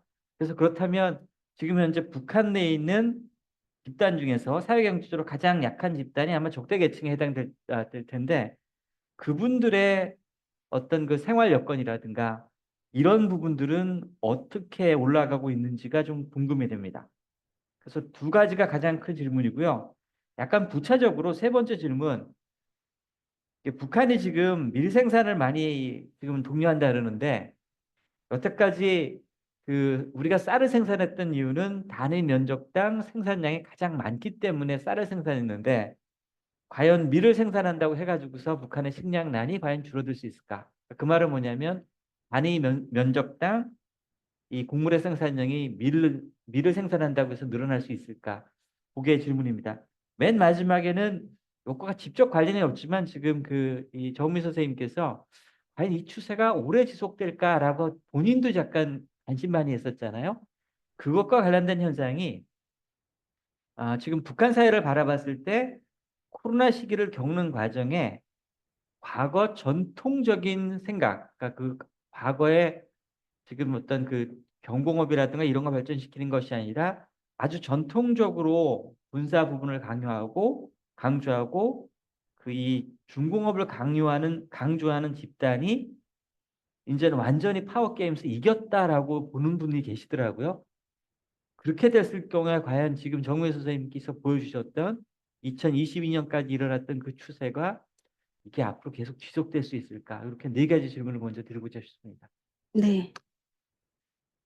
감사합니다. 그 먼저 첫 번째 그 상업원 중산층의 이제 그 인구적 그 계층적 구성. 예. 근데 일단은 이제 수적으로 보면은 동요 계층이라고 하는 그러니까 흔히 그러니까 창업에 뛰어스 그 그러니까 이게 어느 집단만 한다는 건 없고 다 모든 계층들이 사실상 장사나 사업을 하고 있는데 대체로 인제 간략하게 하면은 핵심 계층의 사람들은 이제 제가 얘기한 충성 집단들이잖아요. 이 사람들은 안 하는 게 아니라 보이지 않게 하는 거죠. 근데 동요 집단 사람들은 보이게 하는 거죠. 제가 봤을 때는 이 그 가장 큰 특징은 보이지 않게 하느냐 아예 보이게 하느냐 이런 차이가 있는 거고 수 대부분의 북한에서는 그 자기 그 급여 공식 급여를 가지고 살 수 있는 사람들은 거의 없거든요. 그래서 대부분 이제 배우자하고 본인들하고 이제 서로 역할 분담을 하는 거죠. 남편 그러니까 대부분 세대주라고 부르는 게 남편들인데 세대들이 인제 공식 직장에 있고 배우자들이 대부분 이제 상업 활동을 같이 한다든가. 근데 이제 이 상업 활동을 하는데 이 배우자의 공식 직업이 아까 제가 말씀드린 비공식 그 연결망 자원으로 동원이 되는 거죠. 이제 이게 뭐 백이 되든 인맥이 되든 이런 걸로 인제 활용이 돼서 뭐 좀 더 사업을 수월하게 한다든가 아니면은 그런 감시나 검열이나 이런 거에 쪼끔 더 빨리 정보를 획득해서 그런 것들이 대처할 수 있게 인제 한다든가 이러면서 그래서 저는 인제 핵심 계층들은 좀 보이지 않게 하고 있고 동료 계층들은 그 자기 주 생활 그거기 때문에 좀 더 보이게 하고 있고 뭐 이런 차이라고 생각이 듭니다. 그다음에 인제 하층 이제 아 하층의 그 뭐 적대 계층이 뭐 하층이다라고 반드시 얘기는 할 수는 없지만 어쨌든 계층에서 가장 그 밑에 있는 사람들의 생활 여건이 얼마나 좋아질 수 있느냐. 상당히 부정적인 전망을 얘기할 수밖에 없는데요. 이분들이야말로 정말 그 어떻게 보면은 자력갱생해야 하는 거죠. 어떤 국가의 공적인 우리는 어떤 취약계층이나 이런 대한 공공 사회적 서비스가 어느 정도는 커버를 하잖아요. 공공부조나 뭐 이런 거를 통해서. 근데 이제 북에서는 이제 그런 게 없기 때문에 이제 그게 너무 취약하기 때문에 사실상 상당히 생활 여건이 개선될 수 있는 어떤 정책적으로 개선이 될 수 있는 그런 상황은 아니고 이제 자기가 인제 어떻게 보면 노동시장에서도 가장 이렇게 그 하층에서 이제 그 있어야 하는 열악한 노동 시장에 서 자기 그 생활을 개척해야 하는 그런 계층이라고 볼 수 있겠습니다. 세 번째로는 이제 밀 생산인데 이게 기후 변화하고 북한의 이런 그 농업 생산 기반하고 이게 맞물려 가는 그 정책입니다. 그러니까 가령 예를 들어서 전 세계적으로 지금 지구 온난화를 겪고 있는데 이 지구 온난화가 계속 장기화되면은 어떻게 되냐면 그 전 세계적으로 곡물 생산의 패턴도 뭐죠? 이게 지역 생산도 바뀌게 되는데 옥수수가 취약해지고 밀 생산이 이제 좀 더 추운 지방들이 점점 위로 올라갑니다, 밀생. 그러니까 북한에서는 옥수수보다는 장기적으로 이 지구의 온난화라는 그 기후 변화랑 했을 때는 옥수수의 생산성보다는 밀 생산이 더 유리하게 되는 거죠. 그리고 중요한 거는 밀이 지금 생산되고 있는 지역이 이렇게 하는 데가 이모작하는 데거든요. 그러니까 쌀 빨리 걷어들이고 가을밀 이제 뿌리고 그다음에 이듬해 봄에 수확하고 다시 인제 옥수수든 벼든 이렇게 심든 이렇게 해 가지고 이제 그러한 것들. 그리고 북이 계속해서 인제 옥수수 같은 경우는 어 그 화학 비료 그러니까 어 그 화학 비료가 북한이 이제 항상 생산이 자기가 충분히 생산 못 하잖아요. 그래서 많이 수입을 의존하는데 이제 옥수수가 대표적으로 이제 이 화학 비료를 이제 많이 그 쓰이는 그 작물입니다. 그런데 이제 그걸 많이 하다 보니까 인제 옥수수를 많이 하다 보면은 어 토양 산성화도 심해지잖아요. 그래서 수해 피해도 이제 커지고 이런 것들이 인제 맞물려 있기 때문에 그런 것들이 좀 미리 쪼끔 덜하기 때문에 그런 부분들을 좀 보완해 주는 그런 효과도 있습니다. 그리고 사람들이 일단은 옥수수는 뭔가 식품을 가공식품을 하는데 좀 제한적이거든요. 근데 밀은 훨씬 더 우리도 알다시피 이제 밀은 주식으로 활용하는 가공하는 데 훨씬 더 많이 이용하거든요. 빵으로 만들 수 있고 뭐 국수로도 만들 수 있고 뭐 여러 가지 음식을 만드는 게 굉장히 무한이잖아요. 그래서 좀 그런 것들 여러 가지들 것들이 고려돼서 2021 년부터는 식량 문제를 타개하는 그것에 그 주요한 정책 전환을 가졌던 것 같고 그 이전에 주식 작물에서 감자를 했거든요.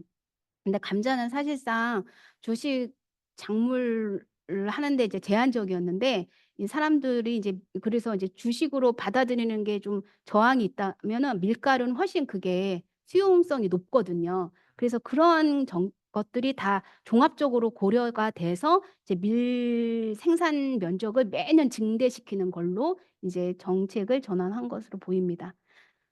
그다음에 이제 코로나 경험이 이제 이 코로나 경험이 우리도 마찬가지로 북한에서도 엄청난 이 그 코로나 이전과 이후에 사회가 많이 변했는데 어 북방공업과 중공업을 미는 이 세력들이 어떤 뭐 경공업 우선 발전 이거에 이제 승리했다 이런 거에 대해서는 뭐 그 반론할 여지는 없고요. 결국은 제가 아까 초기에 구중산층과 신중산층 간에 잠재적인 어떤 갈등이 있을 거라고 했잖아요. 그것들이 정책에도 반영이 돼서 정책의 방향성을 또 이렇게 바꿀 수도 있다라고 인제 말씀을 드렸는데 저는 이 국방공업이나 중공업 이런 기간 공업에 종사하는 사람들이 대표적인 핵심 계층들입니다. 핵심 계층이고 여기 있는 사람들이 사실상 북한의 전통적인 구중산층의 인구 집단들인 거죠. 근데 인제 사실상 이 사람들은 굉장히 사적 경제 활동에 제한되어 있습니다. 여기에 묶여 있고 감시도 하고 여러 가지 조직 생활도 굉장히 세기 때문에 거기에 비해서 경공업 쪽에 종사하는 사람들은 아까 뭐 8.3 노동자도 얘기했지만 상당히 사적으로 경제적 부를 축적할 수 있는 시간적인 그다음에 그런 조직적 감시나 이런 거에서 비교적 자유로운 편이거든요. 그래서 한동안 사실은 이 두 분야의 공업 만약에 공업 종사자들의 어떤 경제적 지위 이런 것들이 많이 바뀐 시기가 있었어요. 그래서 제가 한 어떤 분이 제가 우리가 흔히 노동신문에 이팔 비난론 공장이라든지 이런 중요한 기관 그 공장의 기업소에 이제 그게 대부분 특급 기업소인데 이런 사람들에 대해서 이렇게 생활에 대해서 물어보니까 그분들이 항상 제일 먼저 얘기하신 게 여기 남한 주민들이 굉장히 착각하고 있는 부분 중에 하나가 마치 그런 기업이 우리로 치면은 남한에서 대기업이라고 대기업에 다니는 사람인 것처럼 잘못 알고 있다.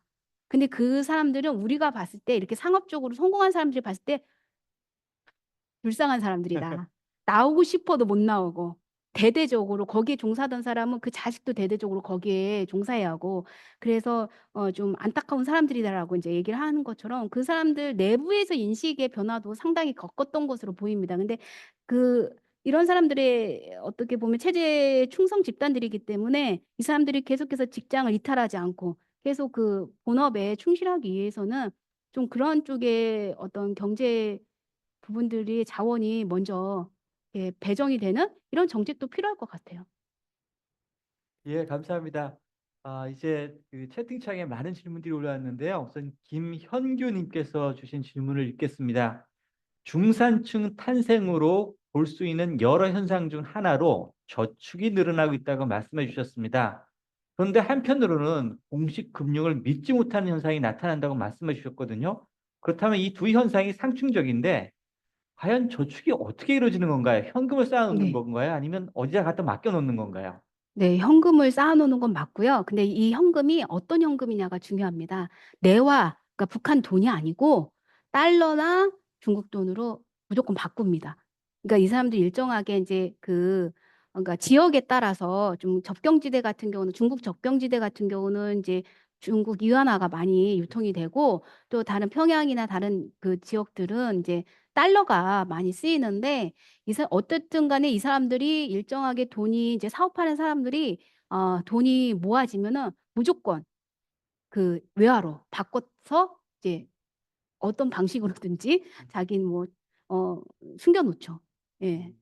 그리고 그런 것들이 인제 사업 자금이 될 수도 있고 또 일부는 뭐 다른 해외에 나가는 자금으로도 쓰일 수 있고 뭐 그러니까 북한은 이런 또 달러가 이 뭔가 그들의 용어는 사업한다라고 하거든요. 인제 일종의 뇌물을 주는 행위예요. 그러니까 뭔가 자기가 목표하는 일을 이뤄내려면 그러니까 다시 뭐 취업을 한다든가 아니면은 해외에 나갈 수 있는 기회를 얻는다든가 아니면 뭐 승진을 한다든가 뭐 여러 다양한 인제 그런 게 있는데 목돈이 필요한데 이 목돈에 쓰이는 게 대부분 외화거든요. 그러니까 이제 그런 것들을 이제 많이 축적해 놓고 있습니다. 알겠습니다. 두 번째 질문입니다. 이상원 님께서 질문을 주셨습니다. 아까 정우희 선생님께서 유니세프 현지 조사가 있었다라고 말씀해 주셨거든요. 그러니까 이와 같은 국제 기관들이 국제 기구들의 그 현지 조사가 어떤 형태로 진행되는지요. 만약 정말로 아무 부담 없이 가가호호 방문해서 북한 주민들의 실제 상황을 보는지 아니면 이럴 때도 북한 정부가 여기에 관여해 가지고서 이 통계 조작이 가능한 뭔가 입김, 외압 네. 이런 게 있는지 궁금하다고 하셨습니다. 네. 아마 그럴 것 같아요. 인제 저희가 이제 모니터하는 사람들도 유니세프 직원들이 같이 하지만 직접 그 대면 그 인민 그 주민들을 대면해서 조사를 한 사람들은 이제 조사원이라고 해서 그 사람들은 북한 주민들입니다. 그러니까 이게 샘플 조사인데 전국 샘플 조사에서 우리처럼 이제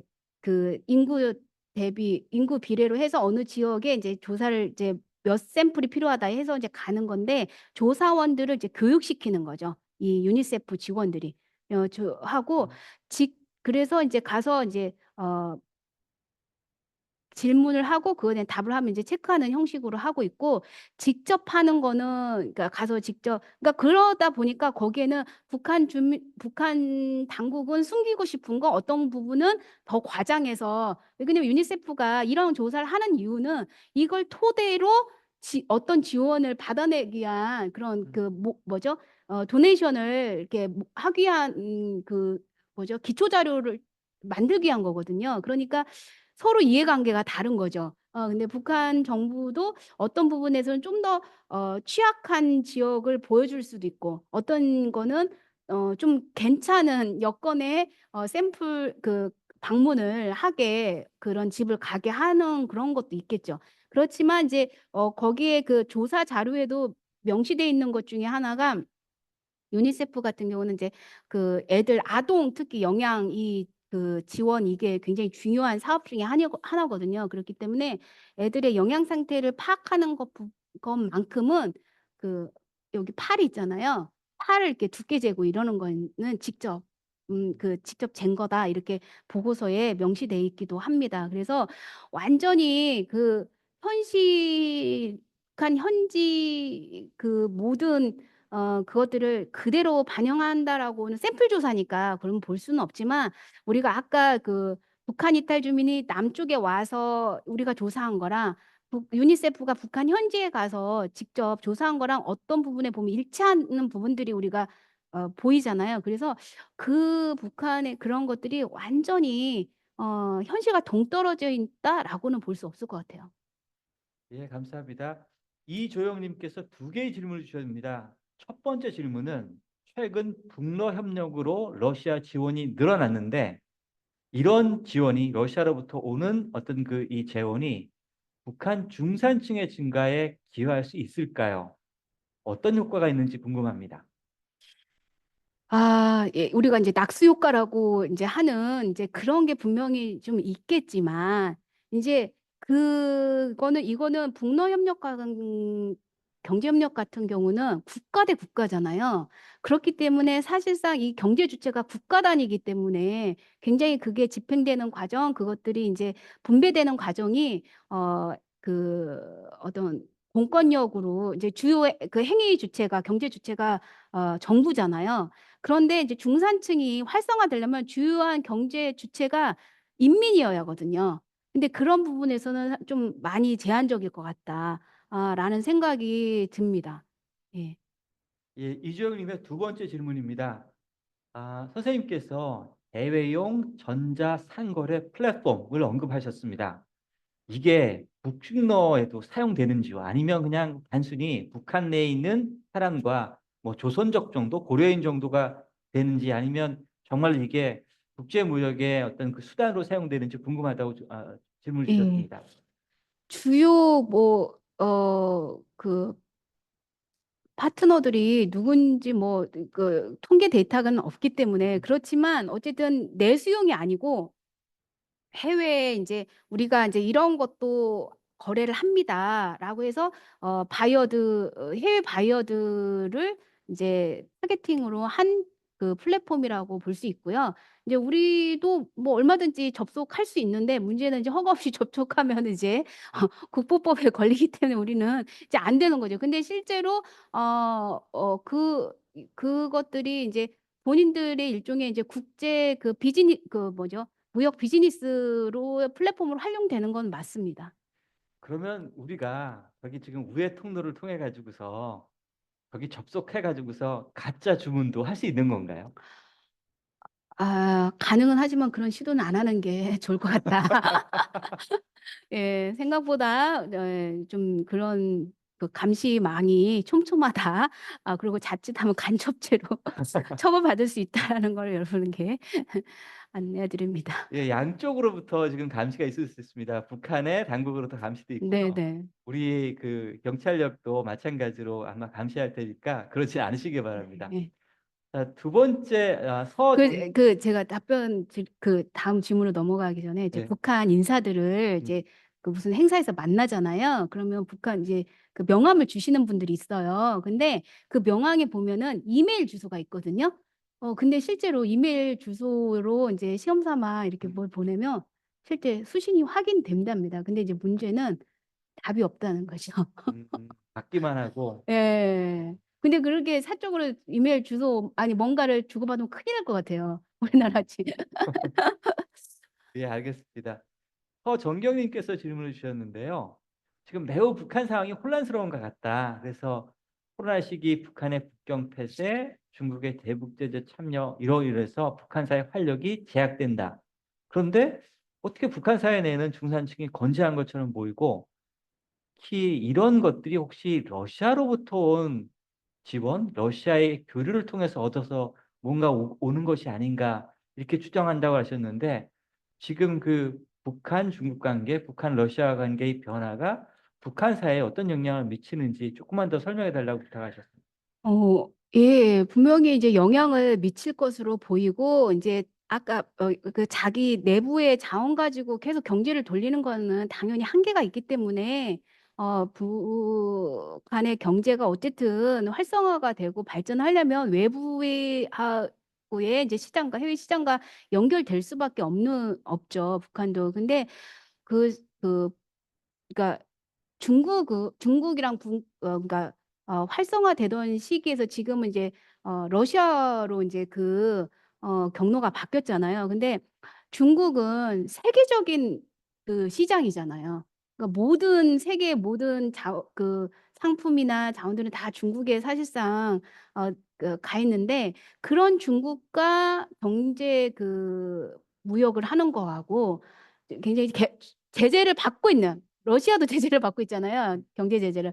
그런 러시아하고 경제 협력을 이렇게 활성화한다고 했을 때 두 개는 비교할 수 없을 정도 차이는 생길 것 같아요. 굉장히 그렇지만 어쨌든 지금 상황에서는 러시아가 유일한 출구고, 그런 것들이 굉장히 지금 힘든 북한의 내수 시장이라든지 경제 상황을 조금은 숨통을 틀 수 있는 그런 출구로는 역할을 할 거라고 보고 있고요.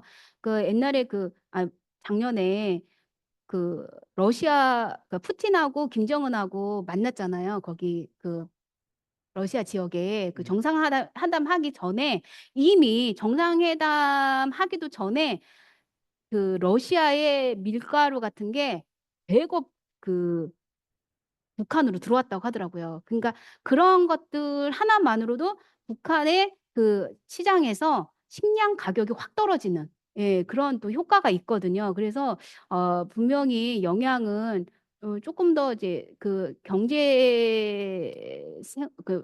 북한 주민들의 생활에는 조금은 긍정적인 요인이 될 것이라는 거에 대해서 그렇게 전망하고 있습니다. 예, 보미님께서 질문 주셨는데요. 아까 제가 드렸던 질문과 좀 비슷합니다. 그러니까 전통적으로 북한은 핵심 계층, 동료 계층, 적대 계층 이렇게 세 층으로 분류했는데 갑자기 중산층이 들어오니까 이 중산층이 세 개의 계층과 어디에 속해 있는가 예. 그 교집합, 네네. 고집 그 부분에 대해서 좀 설명을 좀 더 해달라고 요청하셨습니다. 예, 그러니까 아까 동요계층이라든지 핵심계층이라든지 이런 거는 북한의 성분을 기준으로 한 북한식 사회계층 분류고요. 그중에 이제 우리는 이제 우리가 보편적으로 접근할 때는 그런 계층으로만 그 사회가 다 해석이 안 되잖아요. 그렇기 때문에 이제 그런 각 계층에서도 좀 어떤 경제적인 자본과 문화적 자본을 토대로 어떤 일반 사회에서 보편적으로 보이는 그런 중상층이라고 볼 수 있는 그런 자산 계층들이 형성되고 있다. 그거는 동요 계층이나 핵심 계층이나 그런 계층에 다 이렇게 뭐죠? 중첩적으로 음. 있다라고 이렇게 보시면 될 것 같습니다. 예, 김영규님께서 질문을 주셨는데요. 그럼 북한 사람들도 그러면 중산층이라고 하는 개념을 알 수 있을까요? 인식하고 있을까요? 아니면 예. 이거는 그냥 박사님께서 네. 우리가 현상을 보니까 아, 북한에 중산층이 있는 것 같아. 네. 이런 건가요? 아, 중산층이라는 개념이 북한 주민들에게 어떤 보통 명사처럼 쓰이는 거는 아닙니다. 아니지만 그 사람들도 예전과 다른 방식의 계층들이 있다. 라는 거에 대해서 충분히 다 인지를 하고 있고요. 그러니까 그런 좀 뭐라고 해야, 그 사람들은 여유로운 여유가 있는 계층? 이렇게 생각을 합니다. 먹고 살만하고 여유가 있는, 항상 그 사람들한테 제가 어떤 게 잘 사는 그렇게 꿈꾸는 목표가 뭐였냐라고 하면, 좀 여유를 갖고 그 여유를 즐길 수 있는 그런 거를 꿈꾸는 그런 거를 발견을 했거든요. 그래서 아마도 여유가 있는 계층 정도로 그 사람들은, 저 사람은 경제적으로나 문화적으로 여유가 있어. 이런 계층이 우리가 생각하는, 이제 제가 개념한 유형한 그런 중산층에 가깝지 않을까 이렇게 생각을 합니다. 지금 창세현 님도 여전히 그 중산층과 이 네. 세계 계층 사이에 중첩되는 그 부분에 대해 질문을 좀 하고 있는데요. 지역별로 이 중산층과 세계 이 집단 사이의 중첩 현상이 달라지고 있는지. 아, 네. 일단 평양과 가까울수록 중산층이 많아지고요. 그다음에 이제 한 지역 안에서는 시장의 규모가 얼마나 크냐에 따라서, 예, 그게 이제 어 뭐 신우주 같은 경우는 자체 시장도 있지만 또 무역 시장도 있는 거잖아요. 네. 그렇기 때문에 이제 약간 우리로 치면 인천 비슷한 분위기고, 그다음에 어쨌든 한 지역에서는 확실히 우리가 이제 역세권이란 표현이 있잖아요. 역세권에 이제 여러 가지 자산 가치가 커지고 그러듯이 북한에서는 시장권이 있어요.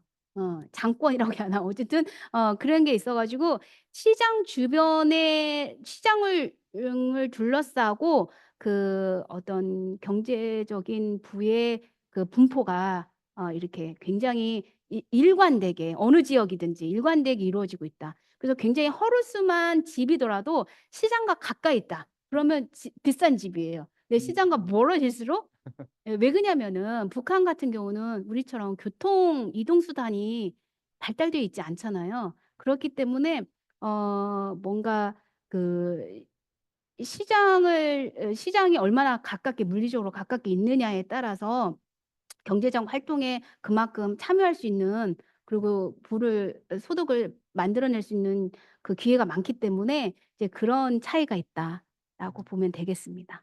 예, 이상엽님께서 선질 후량의 개념을 조금 더 명확히 듣고 싶으신 것 같아요. 네네. 아까 그 포스터에 있었던 건데, 이제 북한이 이제 김정은 정권이 이제 그 뭐죠, 이렇게 추진하고 있는 소비 정책이 모토가 세 가지가 있어요.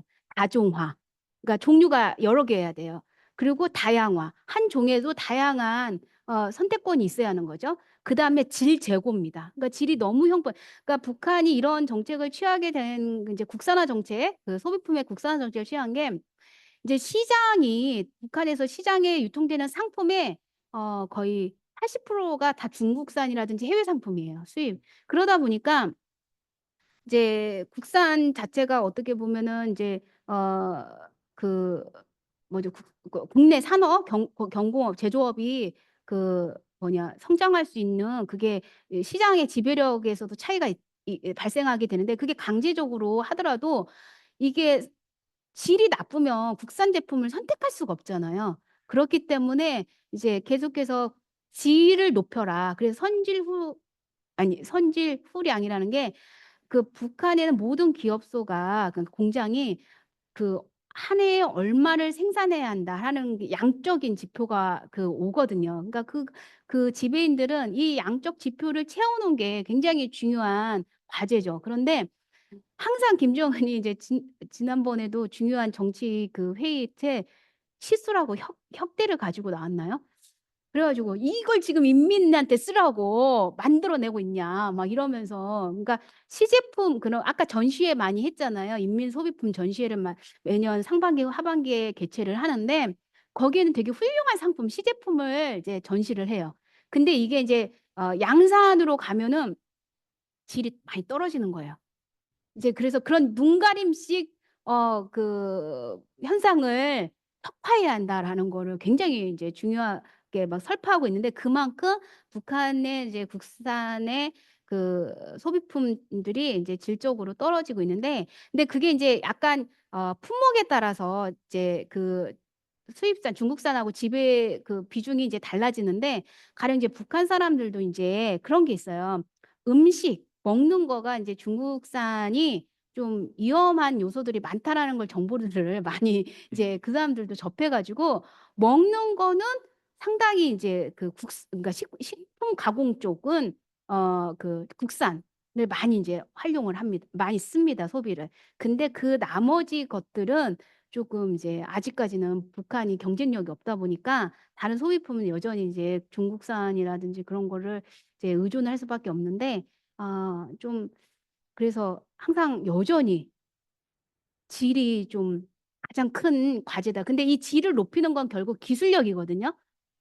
근데 아까 제가 도전과 과제 중에 이제 말씀드린 것처럼 이 기술력이 낮다 보니까 그러니까 기술력이라는 거지 또 그 정밀한 부분에서 하는 거거든요. 옛날에 제가 평양에 방문했을 때 북한의 좀 특산물 중 하나가 들쭉술이에요. 백두산 들쭉술인데 들쭉술을 사 오고 싶어도 이 공항에서 막 이 줄줄 새는 거예요. 이게 이 그 뭐죠? 포장 진공 포장 있잖아요. 그 밀폐. 이 부분이 약하다 보니까 이제 그런 부분에서 인제 떨어지는 거죠. 그리고 인제 그 북한산 그런 과자 같은 거 있잖아요. 사 먹어 보면 상당히 이제 우리 옛날 맛, 옛날 맛 이제 그런 맛이고 인제 그래서 아직까지는 인제 근데 북한도 이런 것들을 끌어올리기 위해서 여러 가지 인제 국제 그 인증제도 있잖아요. ISO라든지 뭐 헥삽이라든지 뭐 이런 것들을 대체적으로 도입을 해서 그런 것을 그런 기준에 통과한 그 제품에는 최우수 제품 뭐 그런 상을 이제 수여해서 그런 데서 인제 그 사람들이 일종의 이제 공로자들이 되는 거죠. 이제 영웅들이 그런 데서 인제 탄생하고 그러면 그 사람들한테 뭐 어디 뭐 평양에 가서 뭐 여러 가지 문화 그 최신 문화들을 즐길 수 있는 경험도 주고 휴양지도 보내 주고 막 이러는 거죠. 예, 감사합니다. 저는 그 삼지연 관련되는 사진을 보다가 네. 매우 눈에 들어온 게 두 가지가 들어왔는데요. 첫 번째는 가로수를 자작나무를 심었더라고요. 자작나무는 가로수 중에서 되게 비싼 나무고 대부분 이제 가난한 나라들은 북한 정도에 위도해 있는 나라 중에서 위도에 있는 나라 중에 가난한 대부분 나라들은 그냥 예, 포플러 정도 심거든요. 근데 자작나무가 등장해서 상당히 놀라웠는데 이게 뭐 큰 추세를 반영하는지 아니면 그냥 삼지연의 특별한 현상인지 조금. 일단 좀 자작나무가 핀란드도 그렇지만 좀 추운 지역에서 좀 잘 자라는 편이잖아요. 네. 그래서 제가 저 삼지연을 가 봤거든요. 음. 그러니까 개발되기 전에 가 봤죠. 네. 예. 근데 거기에 자작나무가 사실상 많이 자라고 있고 아, 잘 자라고 그다음에 또 자작나무가 좀 그 유용한 수종이잖아요. 예. 거기서 예. 예, 예. 비싼 수종입니다. 그리고 인제 거기서 뭐 여러 가지 그 액 같은 것들이 식료품으로도 쓰일 수 있고 그런 우리도 자일리도 껌 같은 게 있잖아요. 그런 것처럼 그러다 보니까 좀 많이 심어져 있는 것 같아요. 그러니까 제가 삼지연이랑 그 백두산을 그 지역으로 올라갈 때 삼지연 가서 너무 인제 너무 예뻐 가지고 황홀해 가지고 '야 내가 만약에 관광업자라면 나중에 통일 이게 남북교류가 활성화되면 난 제일 먼저 삼지연에 관광지 개발에 를 하라고 그 사업자들한테 얘기할 거야."라고 할 정도로 삼지연이 너무 아름답고 우리 남한에서는 경험할 수 없는 여러 수종들 있잖아요. 나무 수종들이 굉장히 많더라고요. 그래서 굉장히 이색적인 풍경이 있어서 좀 했는데 그런 것들이 아까 그 삼지연시의 그런 전경들을 만들어내는 데에도 어느 정도 그런 '자연적인 특성이 있지 않나.'라는 생각이 듭니다. 예, 두 번째 지점인데요. 도로 포장이 아스팔트일까 아니면 시멘트로 포장할까? 이거 되게 중요하거든요. 그냥 네네네. 아스팔트 수입하는 거는 돈이 많이 들고요. 부피가 네네. 엄청나게 크거든요. 그쵸, 그쵸. 어땠어요? 확실한 거는 최고 지도자가 주로 이용하는 도로에는 아스팔트가 깔립니다. 예. 아스팔트가 그래서 저도 그 뭐죠? 그 평양에서 그 남포까지 가는데 청년 영웅도로라고 있거든요. 거기가 굉장히 인제 그 2005 년인가 그때 행사할 때 가 봤는데 자전거 타고 이렇게 쭉 그 행사가 있었는데 그때 제가 봤을 때는 아스팔트 길이었어요. 예 그 굉장히 거기가 이제 눈물이 사연이 많은 도로고 실제 그게 소설로도 됐거든요, 북한에. 그걸 만드는 과정에서 피나는 그런 인민들의 그 삶이 그 뭐냐 소설로도 북한 소설로도 나왔는데 어쨌든 지도자가 많이 애용하는 주 도로는 아스팔트고 그 나머지는 시멘트고 그 나머지 들은 이제 여전히 비포장 도로가 많다라는 게 북한의 도로 상황입니다. 아마 지금 여러분께서는 '이걸 왜 물어보느냐.'라고 생각하실 수 있는데요. 아무리 시멘트로 도로 포장을 잘해도요. 그 충격 흡수가 잘 안 됩니다. 음. 그렇기 때문에 엄청 힘들어요, 차를 이용하는 사람들이. 그렇죠. 그래서 제가 물어봤습니다. 네네. 마지막 질문입니다. 김보미 님께서 질문 주셨는데요. 북한 사회 내 소통은 감시와 통제 아래 이루어진다고 하셨습니다. 북한의 의사소통 방식 중에서 한국과 뭔가 다른 지점이 있는지 궁금하다고 하셨습니다. 예, 한, 한 10년 전에는 좀 달랐을 것 같긴 한데 지금은 상당히 비슷해진 것 같아요. 그 사람들도 웬만한 거는 다 전화로 의사소통을 많이 하고 있고, 어, 좀 우리보다는 그 이제 대면에 우리는 이제 교통수단이 발달돼 있고 뭐 기차도 많고 그러니까 지역 이동이 굉장히 지역 이동을 이제 통해서도 의사소통이 먼 곳에 있는 원거리 에 거주하고 있는 사람도 의사소통이 잘 되잖아요.